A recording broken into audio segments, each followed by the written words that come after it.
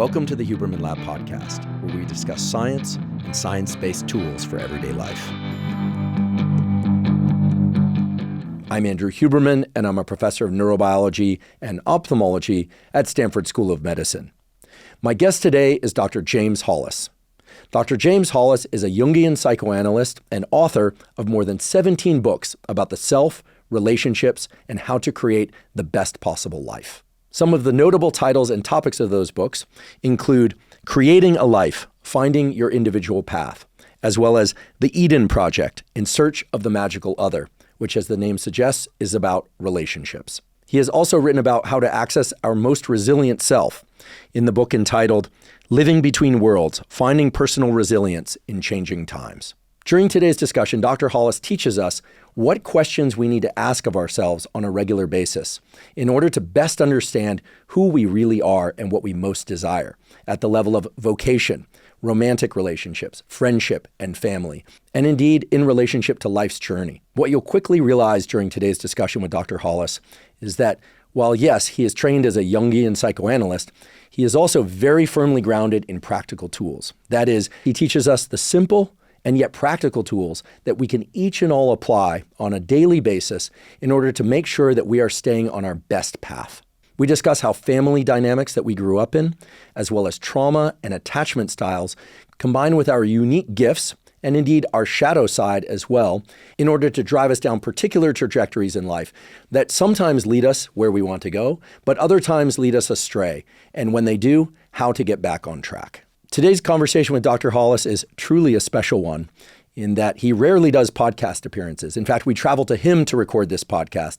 That's how motivated I was to be able to sit down with him because I'm familiar with his many books and his incredible teachings. But I really wanted to get his knowledge collected in one format, in one place. And what I can promise you is that by the end of today's podcast, you will be thinking differently about yourself, about the people in your life, and indeed, life itself. Before we begin, I'd like to emphasize that this podcast is separate from my teaching and research roles at Stanford. It is, however, part of my desire and effort to bring zero cost to consumer information about science and science-related tools to the general public. In keeping with that theme, I'd like to thank the sponsors of today's podcast. Our first sponsor is Mateina. Mateina makes loose-leaf and ready-to-drink yerba mate. Now, I've long been a fan of yerba mate as a source of caffeine, in part because of its high antioxidant content, as well as its ability to elevate glucagon-like peptide 1, or GLP-1, which leads to a slight appetite-suppressing effect, as well as its ability to regulate blood sugar and possible neuroprotective effects. I also just happen to love the way that yerba mate tastes. I'll sometimes drink it hot by pouring hot water over the loose leaf yerba mate, and I'm particularly fond these days of drinking the zero sugar cold brew Mateina yerba mate that I helped develop. Now, I realize that there are a lot of different brands of loose leaf and canned and bottled yerba mate out there, but the reason I like Mateina the most is, first of all, it has absolutely the best taste of all of them. Secondly, they only use organic ingredients. And thirdly, because they offer low sugar and zero sugar varieties. If you'd like to try Mateina, you can go to drinkmateina.com/Huberman. That's spelled drink Mateina.com/Huberman. Right now, Mateina is offering a free 1-pound bag of loose leaf yerba mate tea and free shipping with the purchase of 2 cases of their cold brew yerba mate. Again, that's drinkmateina.com/Huberman. Today's episode is also brought to us by Joovv. Joovv makes medical-grade red light therapy devices.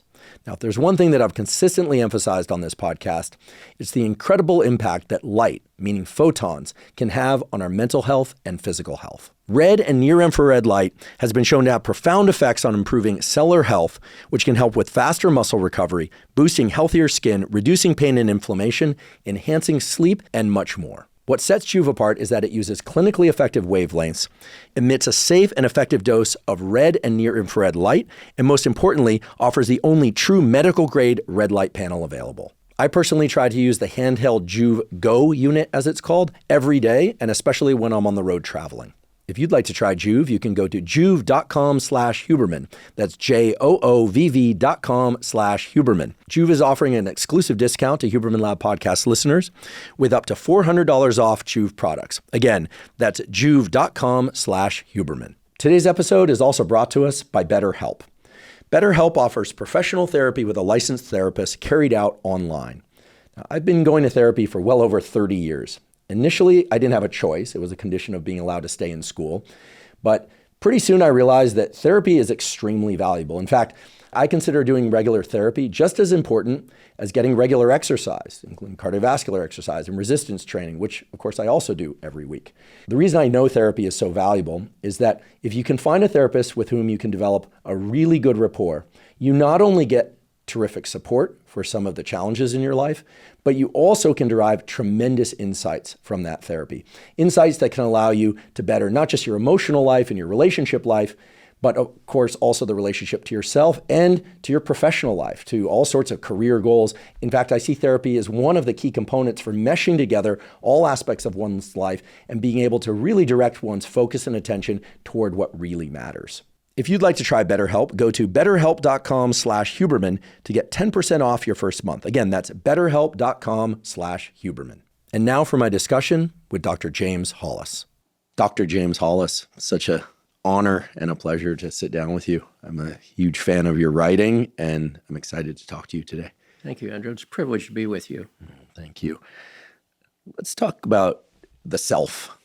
This is something that I think people occasionally wonder about.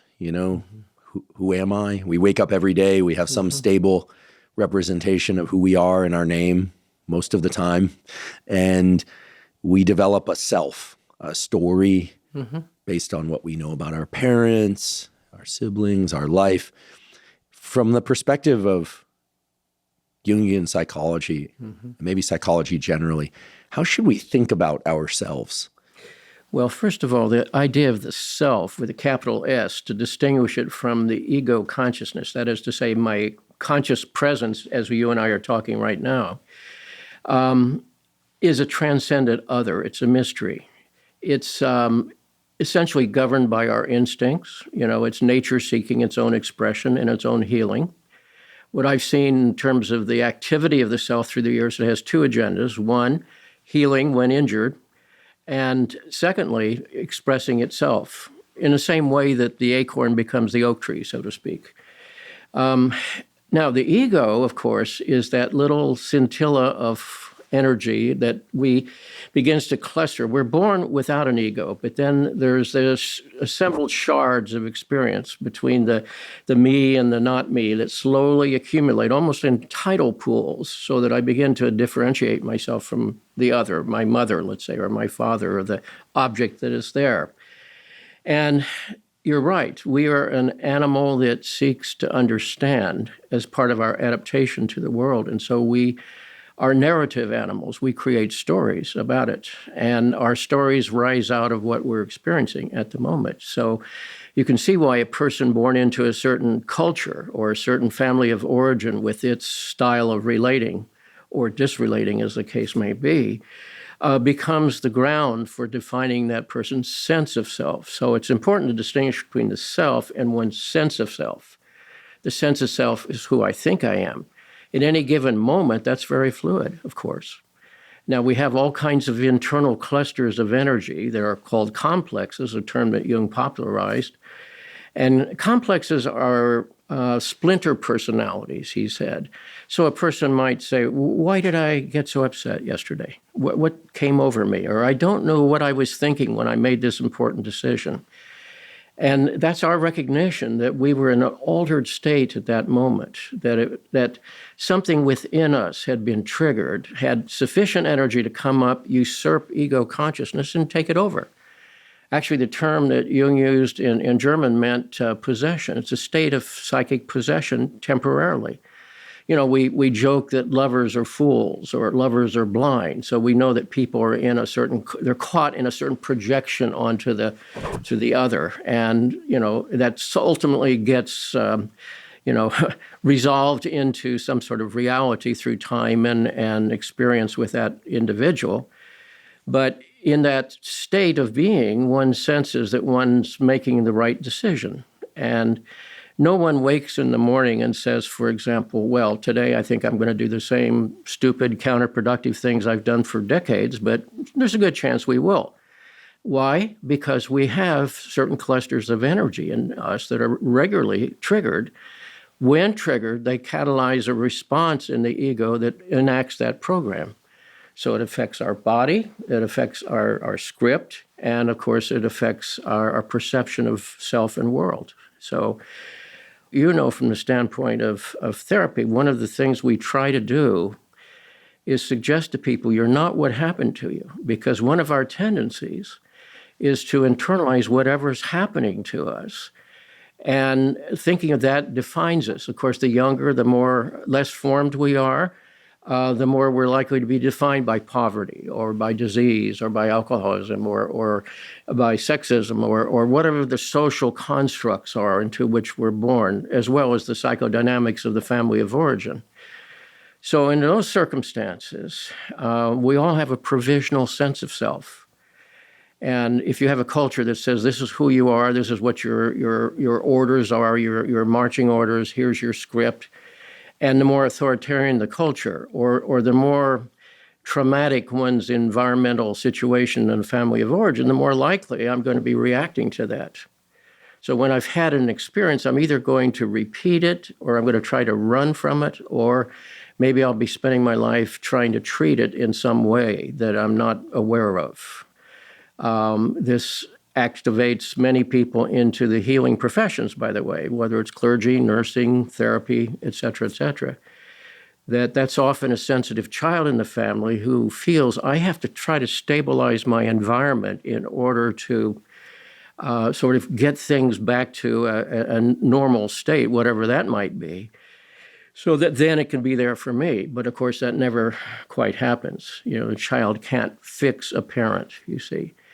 And so many people in the helping professions are driven there by a powerful internalized message, which becomes their sense of self.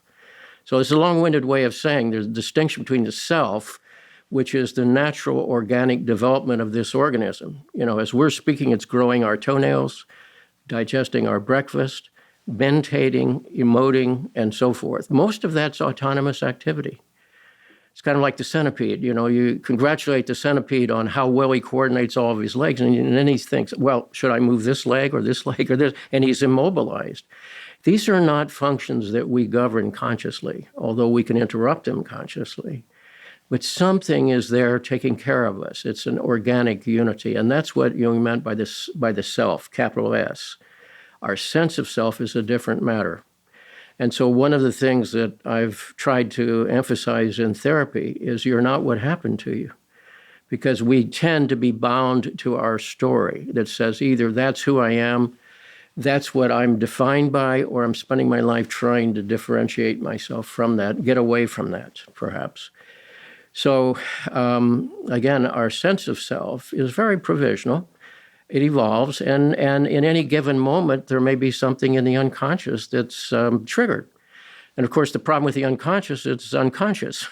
So I don't know that it's happened. I have the unconscious triggered. It has the power to rise, take over provisionally, spin out its program, and then after a while, it recedes back into the unconscious.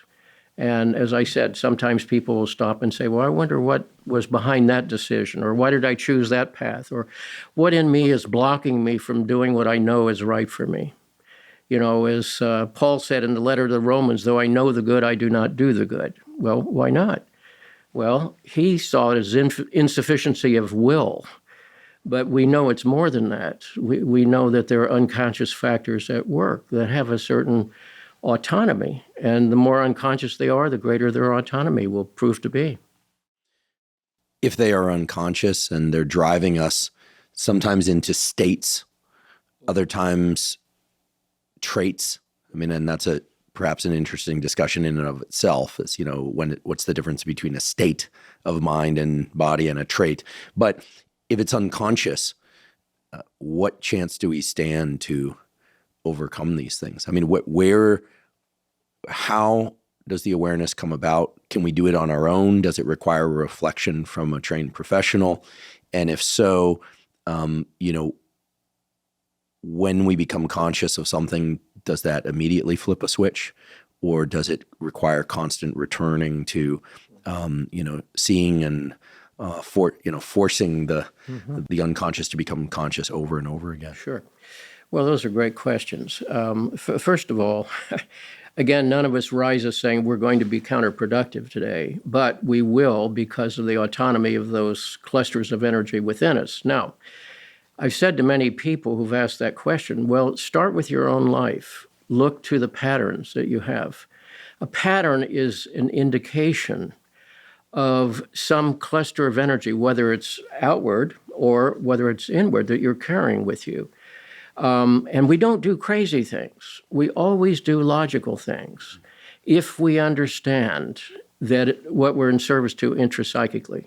I'll give you an example. I was working in a closed ward of a hospital many decades ago, and there was a fellow repeatedly trying to break a window. People were assuming he was trying to escape or get a shard of glass for some nefarious purpose, and no one bothered to ask him why he was doing this. And he said he had the delusion that he was, first of all, in a locked ward, so he was caught in a non-voluntary situation. And in his psychosis, he felt that somebody was pumping air from the room. Now, if this door was locked and the air is being pumped out of this room, the most logical thing we would do is break through a window or break down the door. So his behavior was logical based on the premise. Now, the premise is often inaccurate or tied to one place but gets extrapolated to another one somewhere else. And then we are responding logically to that premise. So you start with your own life, particularly the places where you find these are self-defeating behaviors or behaviors that are hurtful to you and someone else. And then you say, since that's not my conscious intention, and yet there it is as part of my history, then I have to say, all right, what is it within me that, has the kind of power to take over my ego consciousness?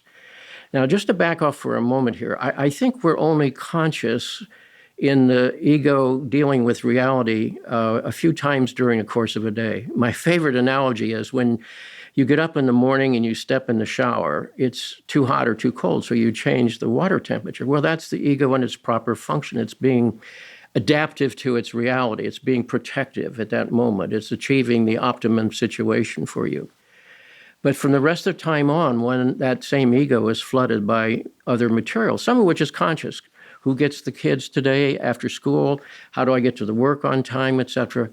But underneath that are other drivers that have to do with fear-based responses or adaptive responses that were perhaps once protective, but later, we weren't born with them, but we acquired them along life's highway. So what was once protective often becomes constrictive later and creates those patterns. So number one, you start with your patterns. Secondly, and everyone sort of laughs at this, but there's a certain truth is you might talk to those around you, such as your spouse or your closest partner or your children, and ask them about what they see in us, if you can bear to hear what they have to say. And to say, where is it you see me being hurtful to myself or others, or where is it that I get in your face in an inappropriate way? And they will usually have something to inform us with. Thirdly, we pay attention to our dreams because we don't choose to dream, but sleep research tells us that we average about 6 dreams per night. That's a lot of activity. Nature doesn't waste energy. It's processing something.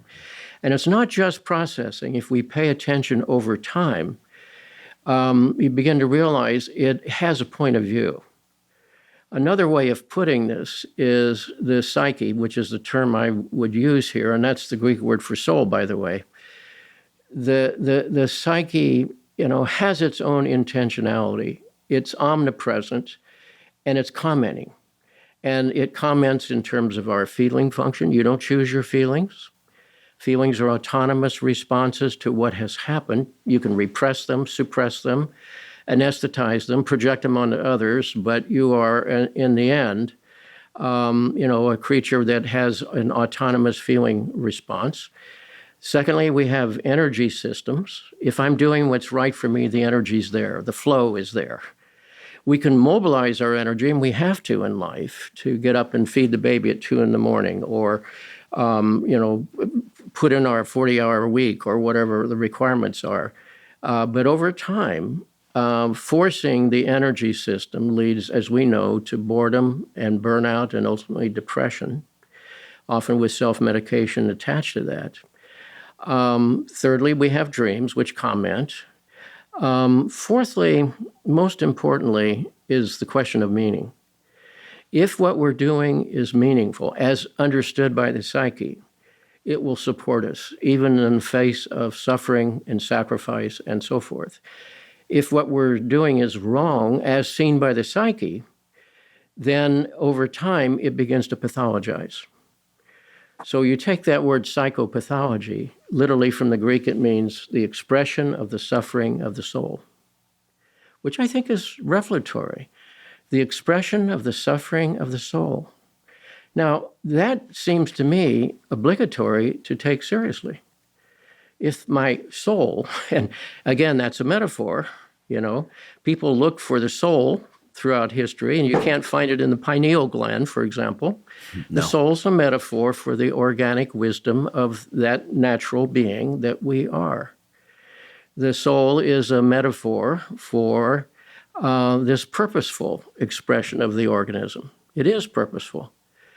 In other words, a question that occupies all of us in childhood and throughout the first half of life at least, if not an entire lifetime, is what does the world want of me? What do my parents want from me? What do my school teacher want me? What do the playmates expect of me? What does the partner want from me? What does the employer want? All of these are reality-based encounters with the demands of the environment. And part of what we have to do is develop enough ego strength to create a provisional sense of self and a provisional functional self to deal with those expectations. But then when you've done that, why are you still here? What's the purpose? Are you simply here to be a creature of adaptations? Now, without those adaptations, we would be overwhelmed typically by the circumstances of our lives, so we accommodate them in some way. But in the second half of life, and I'm using that term very loosely, the real question is, what does the soul want of me? What does the psyche want of me? And that's a different question. Then the issue comes up, what is it that is wishing expression in the world through me? That's a different question than what does the world ask of me?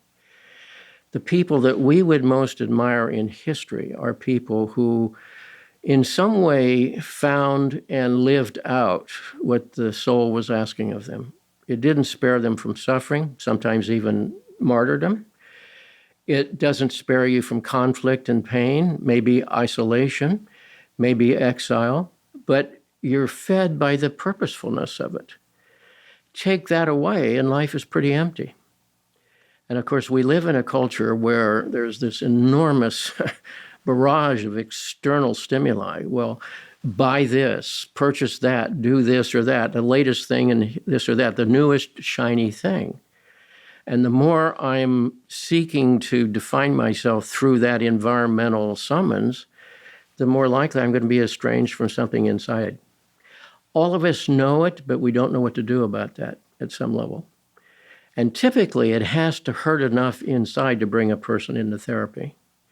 People don't just walk in and say, well, I was in the neighborhood, and I thought I'd pop in and talk to a total stranger, pay him some money, and then, walk out as a different person. It doesn't work that way. I've often said to people, this is not about curing you because you're not a disease. This is about making your life more interesting, where you realize every morning you get up, you have something profound to address today. Why am I here? And in service to what? Because if you don't ask that question, you're going to be in service to your adaptive postures from childhood, as many people prove to be, until the conflict within reaches that point where the suffering of the soul, psychopathology, is sufficient. I myself was cruising along in my 30s. I'd achieved everything that I wanted to achieve and was enjoying my life, and then suddenly, inexplicably, had a very serious depression. And it took me a while to realize that I was asking the wrong question. The first question that occurs to a person under those circumstances is, how quickly do I get rid of this? Give me 5 easy steps or a pill for that or whatever. I didn't understand. The real question is, why has your psyche autonomously withdrawn its approval and support from the agenda that you've been addressing? It was a good agenda. Nothing wrong with it, but there was something else that was missing in this process. And it took a depression. It's like something from below reached up and pulled me down. Something was being pressed down. That's depression. And at the bottom of that well, there's always a task. There's always an issue, the identification of which can lead one into a new place in one's life, a different journey. In my case, it led me to leave a very fine tenured position in academia, travel to Switzerland, and spend several years there in retraining as a psychoanalyst. And I now look upon that depression as beneficent, but at the time I certainly didn't, as you can imagine. I'd like to take a brief break and acknowledge our sponsor, AG1. By now, most of you have heard me tell my story about how I've been taking AG1 once or twice a day, every day, since 2012. And indeed, that's true. I started taking AG1, and I still take AG1 once or twice a day because it gives me vitamins and minerals that I might not be getting enough of from whole foods that I eat, as well as adaptogens and micronutrients. And those adaptogens and micronutrients are really critical because even though I strive to eat most of my foods from unprocessed or minimally processed whole foods, it's often hard to do so, especially when I'm traveling and especially when I'm busy. So by drinking a packet of AG1 in the morning, and oftentimes also again in the afternoon or evening, I'm ensuring that I'm getting everything I need. I'm covering all of my foundational nutritional needs. And I, like so many other people that take AG1 regularly, just report feeling better. And that shouldn't be surprising because it supports gut health. And of course, gut health supports immune system health and brain health. And it's supporting a ton of different cellular and organ processes that all interact with one another. So while certain supplements are really directed towards one specific outcome, like sleeping better or being more alert, AG1 really is foundational nutritional support. It's really designed to support all of the systems of your brain and body that relate to mental health and physical health. If you'd like to try AG1, you can go to drinkag1.com/Huberman to claim a special offer. They'll give you 5 free travel packs with your order, plus a year's supply of vitamin D3 K2. Again, that's drinkag1.com/Huberman. So if our task is to get in touch with this kind of yearning of the soul, to perhaps do some reparative work from our childhood, or at least understand our parent-child relationships. And then in an ideal circumstance, to express ourselves through some higher calling, if you will. But higher meaning for us or for the world, hopefully both. That would be ideal. In terms of the day, you said you can wake up in the morning, presumably some of the residual thought processes and emotions from a dream or dreams still live within us early in the day. And then we start going about our day doing the practical things, making the cup of coffee, drinking the water, getting some sunshine, these sorts of things. How is it that the typical person, any of us, can think about segmenting our thinking and our actions in a way that we're touching into the deeper meaning of life while also carrying out a life? Because as you know, and I know, and everybody listening and watching knows, that there's stuff to do. We need to often get an education, make a living, tend to people around us, tend to ourselves. And it becomes a kind of a neuroscience problem in my mind, right? Different brain circuitries for different types of thinking. And if I may, I think it also becomes a time perception problem. The human brain to me is so magnificent at setting milestones that are like, get in the shower, finish the shower, check the text messages, talk to somebody and get about the day. The milestones become very close in. And then if we're lucky enough to be able to take a walk and reflect, put the phone away, et cetera, then our mind can expand into, gosh, why am I here? What about that thing my grandfather said to me or my grandmother said to me? And, that the ability to place our perception in larger or smaller time bins seems very closely linked to all of this, and to the sense of mortality, which we'll certainly talk about in a little bit. But in a kind of a practical way, in the absence of a daily therapy session, how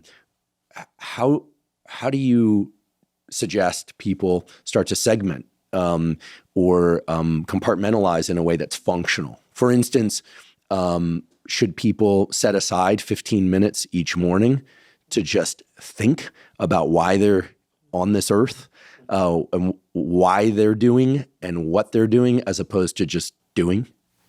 Sure. Well, this is a central problem of our time is everybody is going to say, I don't have time for that. I had a colleague, now deceased, Marion Woodman in Toronto, who used to say to her clients, you have to guarantee me 1 hour per day that you reflect on your dreams or you journal in terms of what's going on in your life. And she said, and always people say, I don't have time for that. Then she said, then you don't have time for therapy. You're not making any priority here for this. And you're right. The claims of, Wordsworth wrote in 1802, the world is too much with us, getting and spending, we lay waste our powers. This is 1802, before the internet, right? With all of its claims upon us. There's such a noisy din around us. We're all distracted by that, you see. That's why it usually takes a crisis in a marriage or depression or whatever the case may be to get people to pull out of that and reflect upon that. So I spend 15 minutes every morning before starting just meditating, particularly working on a dream if I've had a dream. And secondly, I reflect on things in the evening too, because one of the things we want to try to do is to say, what are the stories I'm living here? One of them, I've got to earn a living. One of them, I've got to do this. Another one's, I have to do that, you see. But what's all of that frenzy about, you see? That's why I think the first half of life, and I say this semi-humorously, is a huge and unavoidable mistake because we're living just reactively. You see, it's not generative. It's reacting to whatever is going on around us. Is one's entire life to be spent reacting to things? Now, when you're young, there's only so much ego strength to reflect upon this. A number of years ago, I was asked to give a talk to an advanced group of college students at a university on the psychodynamics of love. Well, they were all interested about love, I can tell you, right? So it was a 3-hour seminar. So the first 90 minutes, we talked about projection, transference, all these. They got it. They were smart kids. And then we took a short break. When we came back, and I said, now let's apply these ideas to your current or recent relationships. And it was like the curtain came down. They were 19, 20, 21, 22 in that area. They couldn't bear. They could get the idea, but they couldn't bear to look at themselves with that kind of scrutiny. Flash forward 20 years when they're 40 and their marriage just dissolved, or the relationship has hardships of one kind or another. They're much more likely to be able to have enough ego strength to bear looking at oneself. Secondly, there's enough life experience to reflect upon, because this kind of work takes courage in the first place. I have to be able to bear to look at myself and see what's there, which won't always be pretty. And secondly, it's humbling, because this is not about feeling great. It's about being called to accountability, which is a whole different matter. To be an adult is not just to have a big body. It's to know that I'm accountable for what's spilling into the world through me. Jung said once in one of those telling statements that haunts me in a constructive way, he said, the greatest burden the child must bear is the unlived life of the parent. So where I'm stuck as a person, my children will be stuck, or they'll be spending their life trying to get unstuck, you see. So the best thing I can do for them is to model for them, a life lived with as much courage as I can mobilize and as much integrity as I can manage. And in doing that, it not only models, it gives permission to them. One of the things I've found for many people is they don't really feel permission to feel what they feel, desire what they desire, go out and fight for what matters to them. Because life, we learn early, is conditional. You will be acceptable in this family. You will perhaps be loved. You'll be rewarded, or you'll be punished if you meet these conditions. And if you don't meet the conditions, a lot of people put conditions on their children. A lot of people are still living through their children. If you forgive the joke here, there's an old joke about Jewish mothers. The fetus is not considered full term until it's graduated from medical school, you see. And it's a joke about a cultural expectation. and carrying someone else's unfinished business in a way in which, is to make them feel good rather than serve what is wanting expression through you, which is quite a different matter. So one of the things one has to do is seize permission to realize life is short. We're here a very brief time, and the summons is to live your journey as honestly as you can. And when you do, it ultimately serves other people. It's not selfish. It's actually serving the self, if you will. It's not narcissistic. It's not self-absorption. It's actually humbling. I would never have imagined as a child that I would spend my adult life listening to people's suffering. And yet that's my day job. And I'm humbled to be invited into the lives of other people. It's profoundly meaningful. I can't imagine living without that. At the same time, it's not fun, it's not pleasant, but it's profoundly meaningful. That's the distinction. That's why of those various sources of insight that we can have into our lives, you have to ask about what is most meaningful to me, as defined by the psyche, not by the culture around you. Because what the culture says, it's all about being successful. It's all about making money. It's about living in this neighborhood. It's about buying that object. And if that worked, we would know it. It obviously doesn't. So that's what brings us back to that humbling moment that maybe I'm not living my life. Søren Kierkegaard, the Danish theologian in Copenhagen in the 19th century, talked about a man who was shocked to find his name in the obituary column, and he hadn't realized he died because he hadn't realized that he was here in the first place. Now, this is Kierkegaard talking in the middle of the 19th century. Think about the ramping up of the stimuli around us, the steady drum. Among young people, you take away their cell phone, and they experience enormous anxiety because this is their link to the world, and yet it's constantly making demands upon them. So again, underneath all of this is we have an appointment with our own souls. And the question is, are you going to show up for the appointment? And I thought I had, but my psyche thought otherwise. So it was in the midst of a serious depression that I began showing up. And it was a difficult process, but ultimately proved to be, I think, transformative. I certainly agree that hardship, for better or worse, is often the way that these things stimulate the self-reflection that's required for change. There seems to be a tricky situation whereby, on the one hand, I'm hearing, and I agree, that it all starts with being very honest with oneself about what one really wants.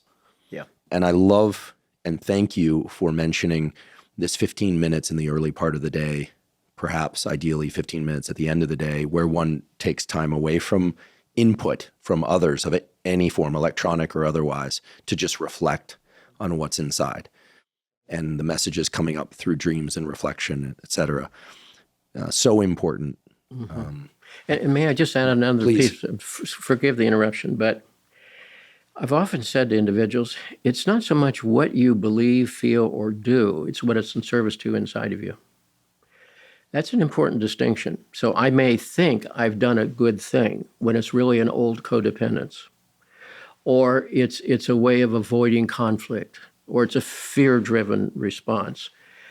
We have to always be asking, but what was that in service to inside of me? And you may not know at first, but you keep asking the question, and it'll start, rising to the surface. You begin to recognize that. That's how we begin to identify some of those internal drivers that we call the complexes, because again, they're clusters of energy with the power to create a provisional personality. And many times people are identified with their complex. That's who I am. I am what I do, or I am my performance. Rather than beneath all of this is a human being who is wandering through life, afraid of dying, trying to avoid pain as much as possible, and hoping that someone's going to step in and make it all right. I'm certainly familiar with the feeling of recognizing what I want, but being afraid that if I were to express that it would not be accepted. Certainly. And that certainly can create problems. I'm also familiar with recognizing what I want and stating it very clearly, and some people, fortunately, responding well. But I think it's fair to say, at least based on my experience, that when we are really honest with ourselves and with others, it doesn't always land well, right? That's I mean, I pay a lot of attention, probably too much, to messaging on social media in the landscape of science and health. It's just kind of the world I live in much of the time these days. And what I notice is that there's a real gravitational pull of people to, let's call them whatever they are, influencers, public figures, or that are just very clear about who they are, at least in their own self-perception. But then herein lies the twist, it seems, is that what I'm hearing is that often our self-perception is not accurate. That's correct. And it's almost futile to try and convince people that we are who we believe we are, right? Mm-hmm. And I have a theory that's emerging. It's not a formal theory, that the internet and in particular social media is borderline. It weaves back and forth between sane and psychotic. Yes. As if a borderline person would, projecting either adoration or total disgust. And I warn anybody now, including myself, if you're going on social media, you're interacting with a borderline organism. So you need to be prepared to be told in various ways, sometimes subtle, sometimes overt, that you're terrible. And you also need to be prepared for immense reward and being told that you're spectacular simply by being there. That's what it is to interact with a borderline person. And there's no controlling or predicting their flips. So in any event, that's a little, theory that's emerging. Why wouldn't it be that way, right? You're the psychologist, but why wouldn't it be that way? Because ultimately, social media is the emergent property of all these individuals. Okay, so you've made it clear how one way to anchor to the self and get in touch with what's really going on inside. Yes. Reflecting on dreams, reflecting on what geysers to the surface, journaling perhaps, meditation, ideally twice a day, perhaps therapy as well would be ideal. Yes. But then we move about our day and we do our best to be the best version of ourselves. Right. And when we get positive feedback, we tend to, I think, as neurobiological, psychological organisms, do more of that. Do more of that. Yes. And it's sort of a bank account of sorts.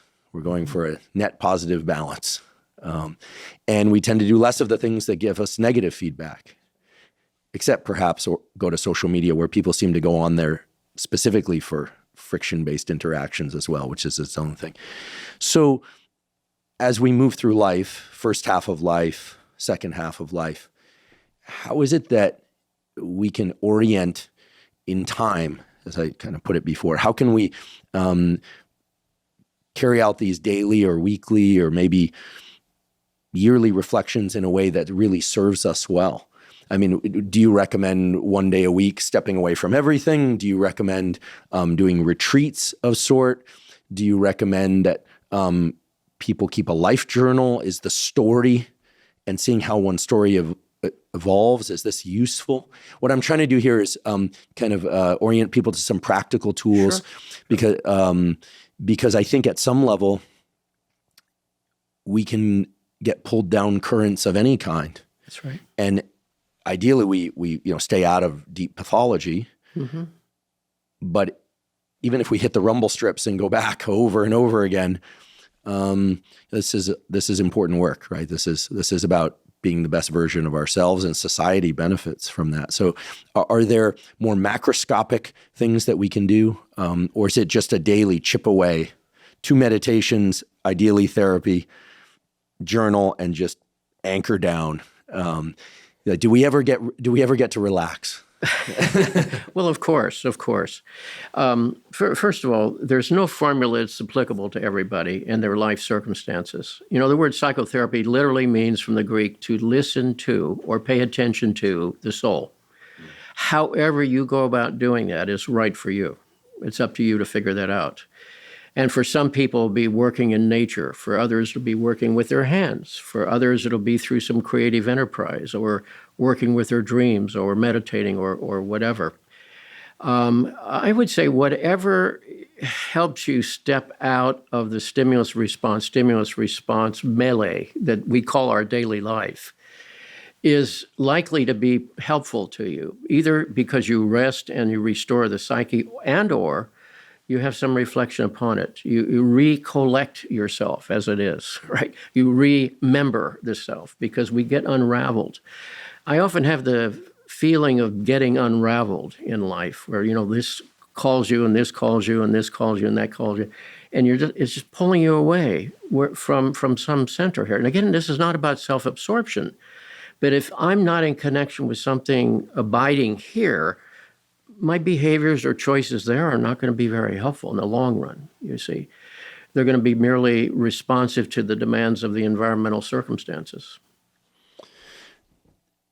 One thing I enjoy doing from time to time is drawing. I like doing anatomical drawings and things of that sort. And I find that if I engage in an activity that absorbs all of my attention, yes, even though I have zero -1 aspirations of becoming a commercial artist or something of that sort, that two things happen. One, I exit the stimulus response world. And at the same time, it's inevitable that some insight comes later. That's right. What is that? Well, see, I think that's a good example, though, as you said, of exiting the stimulus response cycle, because in that moment, something in your psyche rises to express itself through you. And it's your drawing. We could perhaps read that drawing and perhaps interpret something of it, like the famous Rorschach, for example. I mean, Rorschach's an ink blot. When's an ink blot not an ink blot? Well, when I confabulate a response to it, you see, and that response is indicative of what is going on inside of me. So that's a good example. I mean, for some people, they have those moments when they're out jogging, for example, or riding a bicycle, or whatever it does, listening to music. There's no right path for everyone. It's like find the place where you're able to be alone with yourself. And if you can tolerate being with yourself and you pay attention, something will start coming up, you see. And ultimately, ironically, that's the cure to the great disease of our time, which is loneliness. It's interesting that the UK and Japan now have cabinet-level posts for ministers of loneliness. So great is the loneliness. We've never been more connected in human history through our electronic media. And yet people are now isolated in their rooms, talking to each other.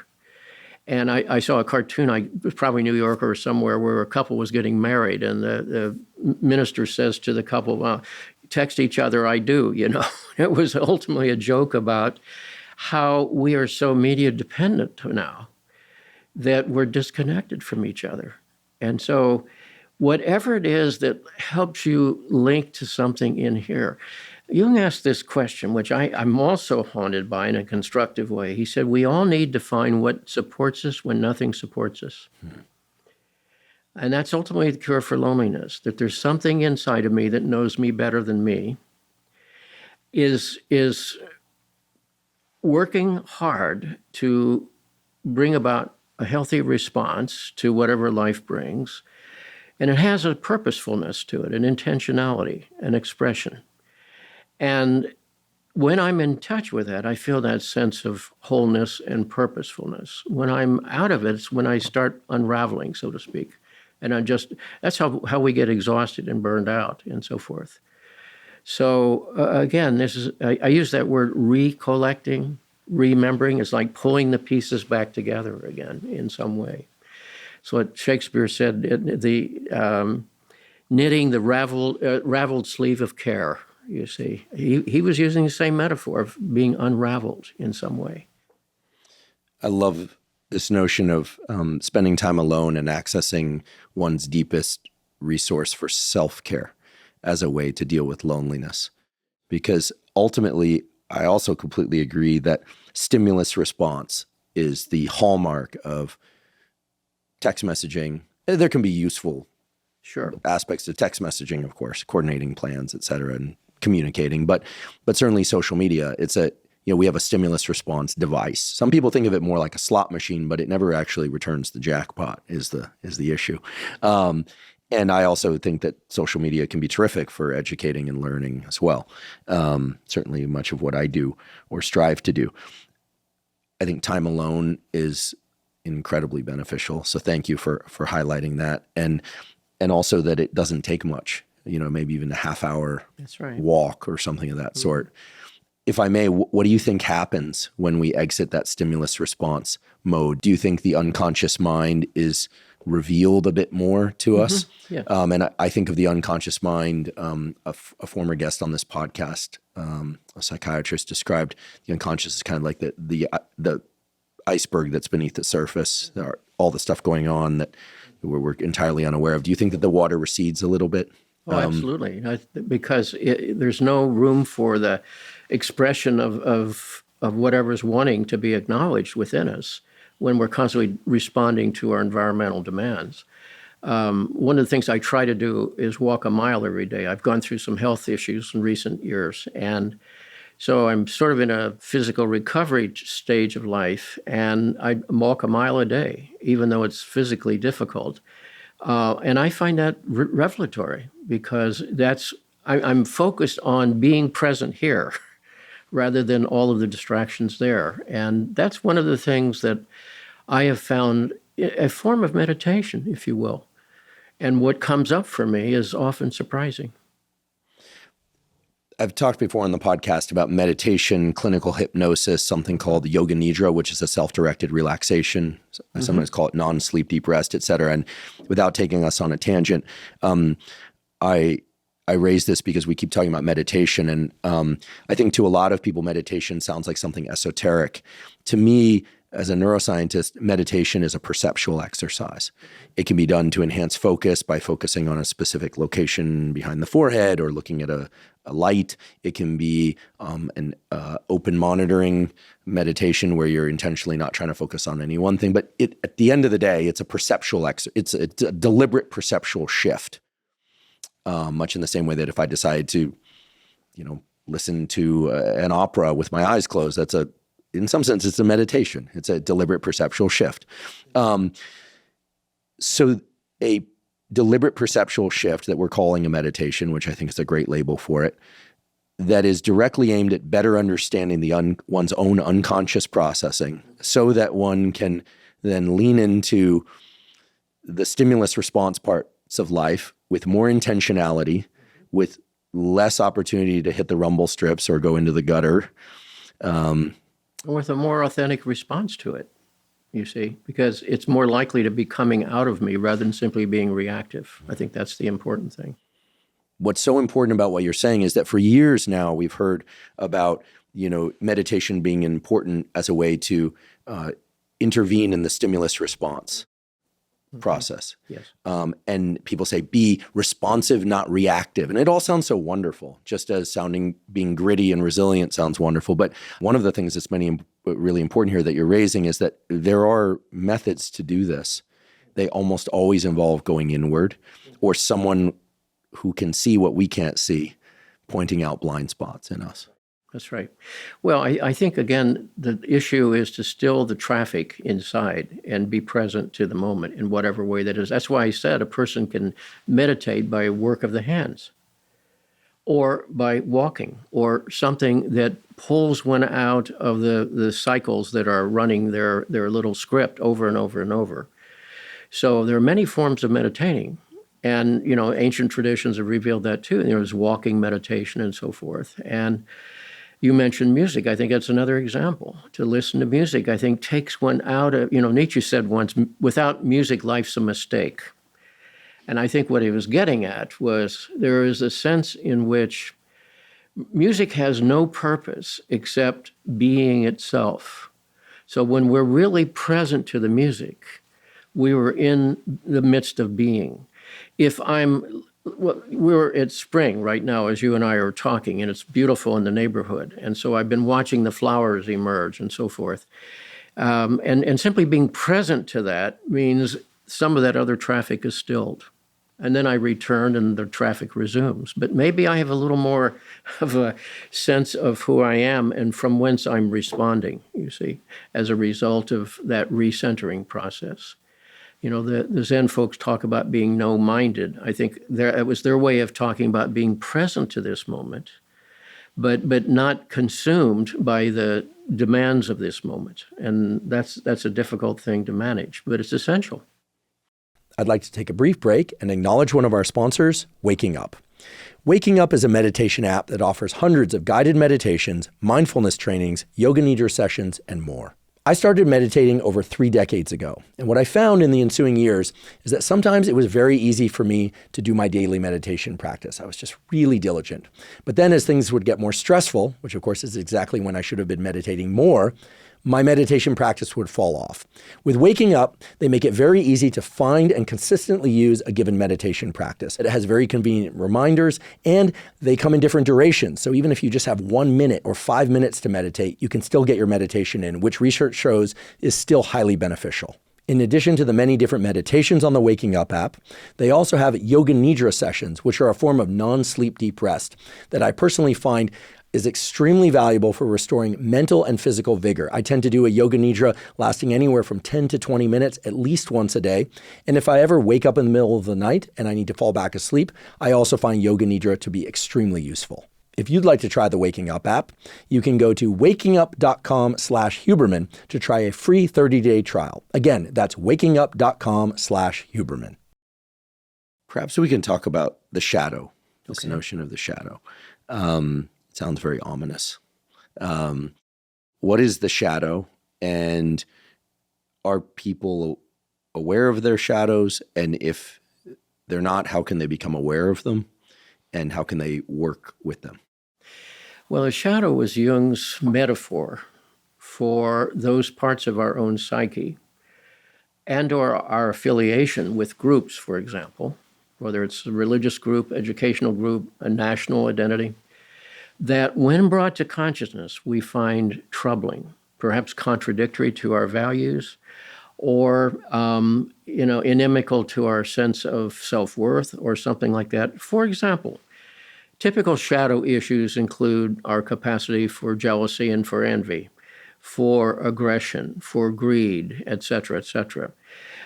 We don't want to acknowledge those things, but since when are we exempt from the human condition? The wisest thing ever said about the shadow came from the Latin playwright Terence 2 millennia ago, who said, nothing human is alien to me. Now, I think that's important to recognize. In me, I carry the entire capacity of human nature to express itself. Some of those forms of expressions will be acceptable to the society or to my psychological culture, and some will not be. And that's the shadow material. And, there's the personal shadow and there are group shadows, because nations can be possessed by bloodlust, for example, or a fashion is a shadow issue where everybody has to look the same way and dress the same way and so forth. The more insecure I am as a person, the more likely I'm going to try to look around me for what are the clues so I can fit in, be like others, and therefore I'll be acceptable, you see. That's not a federal crime. That's a very deep complex that is left over from childhood. I'm not here to fit in. I'm here to be who I am, which at times will fit in and other times it won't. But that's okay, because I'm at least in good relationships to myself at that point. So typically the shadow manifests as being unconscious, therefore it just spills into the world through us. A perfect example of shadow issues, as I mentioned before, is parents expecting their children to grow up and have, the same kind of values that I have, for example, same religious views, marry somebody that I find acceptable, et cetera, et cetera. Well, that's not really loving the otherness of the other, is it? It's not really loving the child for their own journey. That's them carrying some piece of their own unfinished business. Secondly, we disown the shadow by projecting on some, those people across the border there, they're the carrier. They're what's wrong with this world, you see. I disown the shadow in myself by seeing it in everybody else around me. Jung actually said what often we find troubling in another person is because they're expressing something within our own unconscious. As a certain itinerant rabbi said 2 millennia ago, I can see the speck in your eye but miss the log in my own. That's a perfect illustration of what the shadow is. Thirdly, one can get caught up in it. That's at times what rock concerts are, mass events. People are caught up in a mob mentality, where you lose your sense of individual ego identity and become subsumed into a collective mood. And, that could be a hanging mob, for example, as has happened in history too many times.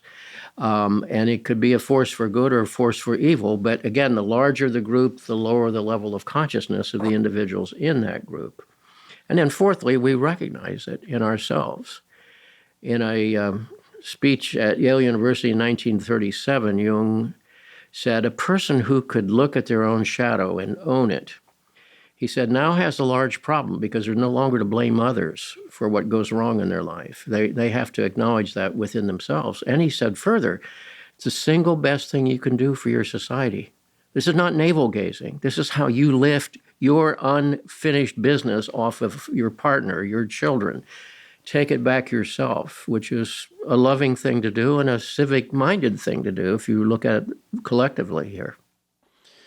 So how does one learn what their shadow or shadows? Well, again, if you're married, ask your partner. Sure. Yeah. Who will tell you immediately what your unfinished business may be, or your children, or your close friend, perhaps. It shows up in dreams. Freud talked about a young man who's disowned the content of his dream. He says, well, I don't, Freud said, well, whose dream do you think that was? It was your dream. You have to acknowledge that was embodying something within you. So there are many ways to recognize the shadow. Often consequences pile up, and then one begins to realize, well, the only consistent person in all the scenes of this drama I call my life is moi. So I have to acknowledge that that's my stuff. And that's a very humbling thing. That's why I say this work is humbling, not inflating in some way. It's humbling. So again, shadow work is never going to be popular because it means I'm taking responsibility. And yet, what else would being a human being who's responsible and adult-like do except accept responsibility, you see? It's one of the definitions, I would say, of an adult person is I know I'm accountable for what spills in the world through me. Yes, I'm responding to various things that happen around me, but sooner or later, I'm the one bringing my stories, my conditioned responses, and something of my shadow to the mix and responding out of that. Now, that's a witch's brew at times, as you could imagine. At the same time, you recognize, all right, but that's my business to address, because if I don't, it just continues. What I observe in the world and what I've experienced before is that certainly we all have shadow sides, me, everybody. I mean, yes. I think anyone that doesn't believe that is perhaps not of Homo sapiens. Maybe other animals have shadows too. Who knows? But that when shadows clash, it becomes very confusing because given what you're saying, very few people address their shadows. And these days, especially, there's no need to make this political. This is just social. Sure. We see mobs forming. As you said, the larger the group, the lower the level of consciousness. And then it becomes even more challenging to address one's shadow when A, there's the perception of an attack. Mm-hmm. B, that attack oftentimes is the reflection of the other group's shadow. And C, people find refuge with people who have similar shadow yes. processes. So it, not to be pessimistic here, but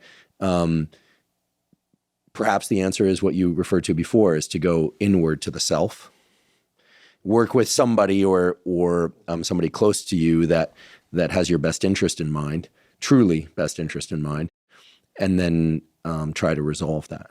Well, yes, and very few people are willing to do that. That's what polarizes societies, polarizes groups, and so forth. It's comforting to find like-minded people, but then they're both caught in the same complex is another way of putting that. So ultimately, whatever reality is, it's going to wear through that and reveal something that's going to be pretty disconcerting to individuals who are caught in a collective identification that way. You know, the shadow comes because our human nature is thrust into various social situations. We can't help but have a shadow.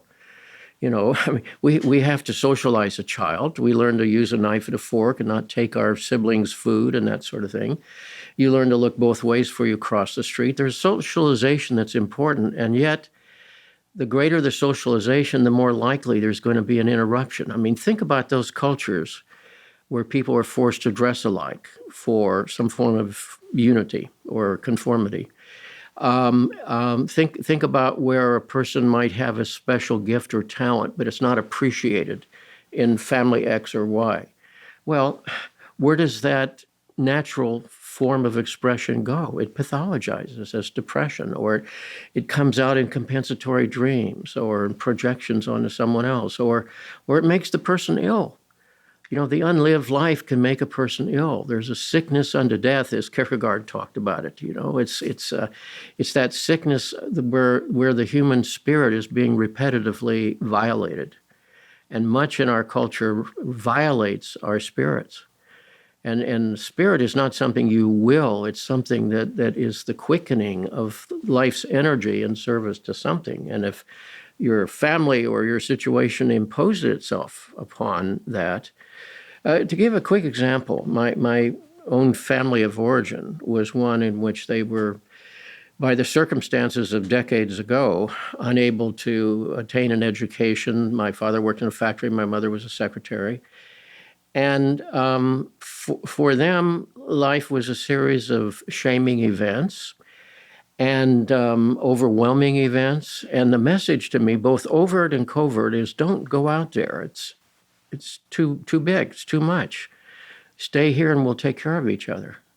So one of the first things I did when I was 18 was left. I went to college and came back for vacations, but I left psychologically at that point. Something in me knew that I had to have a larger life than that. And I say that with love and respect and compassion for my parents. The last conversation I had with my mother before she died of cancer, her ancestor, the father she'd never known, was from Sweden. And I'd had a book translated into Swedish. And I told her I thought that would be something that would be nice for her. And she was horrified. It's like, why have you written it? What are they saying? And I thought she meant reviewers at first. And I realized that's the voice I heard in childhood. She was saying, you shouldn't be out there. Now people are going to attack you.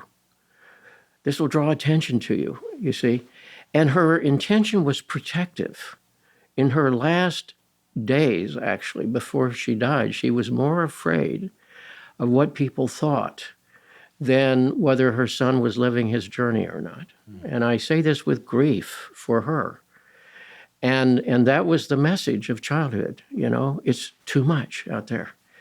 And yet something inside quickened and said, well, you need to go where those airplanes are going. You need to go see the ocean for yourself. You need to try to live in a foreign country and see what that's like.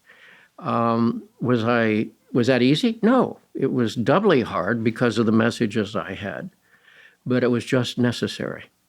Sooner or later, again, the appointment with your life, do you keep it or you not keep the appointment? So that was the first meeting of the appointment, was to leave home and start the journey. You know, in terms of the archetype of the journey, first is the departure. And then you have the initiatory experiences, which can knock you down. And then the question is, do you get up and go to the next one?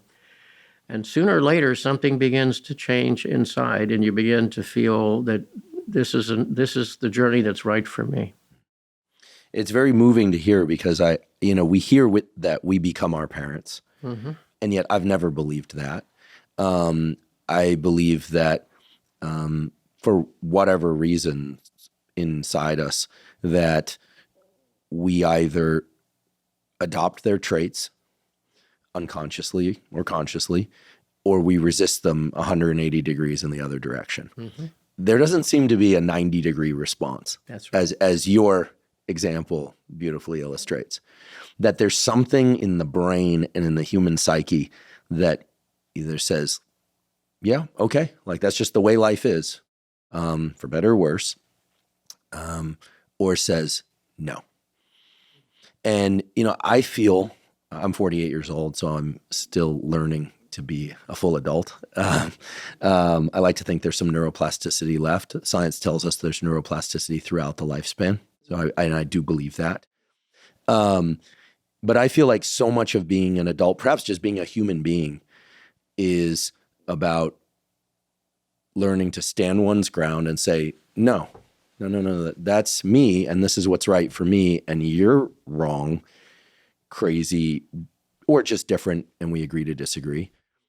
And then there's the other half of being an adult, which is saying, oh, goodness, you might be right. Maybe you are right. Okay, you're right. I screwed up, or I need to at least think about this differently. And the hard work of being a human, I think, is knowing when you are dealing with incoming messages that are real.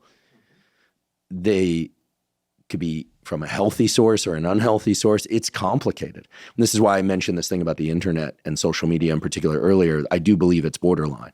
I think if you were to remove the names and the faces, and you would just put that into a script, you'd say this is a dialogue coming from a borderline person, weaving back and forth across the line, literally, of healthy and psychotic. And so as a human, especially nowadays, it's complicated. We don't just live in little villages where we go, okay, well, that person tends to kind of, spin off, and that person seems very grounded, but occasionally makes mistakes too, And so I feel like so much of the work of being I said an adult, but I'm going to replace that with just a human, is trying to know thyself, right, as the Oracle said, and own thyself and report that into the world, but also to be semi-permeable in a way that's functional. Is such hard work, because in both cases, the adoption of what we were told and what was ingrained in us and is unconscious, so that we just live out the script of our parents, or where we say, no, I'm going to leave this little town, or I'm not going to live life or relationships that way at all. I'm going to do it this other completely different way, maybe unconventional way. Both have an element of reactivity in them, and certainly both have an element of there's a vigor behind it. Sure. No, your point is very well taken and appropriate, because it is a paradox. First of all, in the Eden Project, a book I wrote on relationship and subtitled The Search for the Magical Other, there is inside of us this infantile and understandable desire to find the right person who's going to make our life work for us, who's going to take care of us, meet our needs, read our minds, et cetera, you see. And the other person has that going on in them, so they project that onto us. You wonder why relationships get so complex, you see. But the great gift of relationship, if you can tolerate it, is the otherness of the other produces the dialectic, it produces the enlargement that comes from encountering the other. I've learned so much from my wife, and I believe she's learned a few things from me. Our ongoing dialogue, because we're both similar and very different at the same time, is one that has at times been conflictual, naturally, but most of the time is a pattern of growth, because we are allowed to bring in that other perspective and see the same reality. My wife has taught me to see some things that I wouldn't have seen before, because she has an artist's eye. On the other hand, there are places where you have to come up, as you said, against what is central and critical to your own well-being or your own integrity, and then you have to stand for that. And the wisdom to know which is which at any given time is not inbred. It's one of those times where we have to find that balancing point.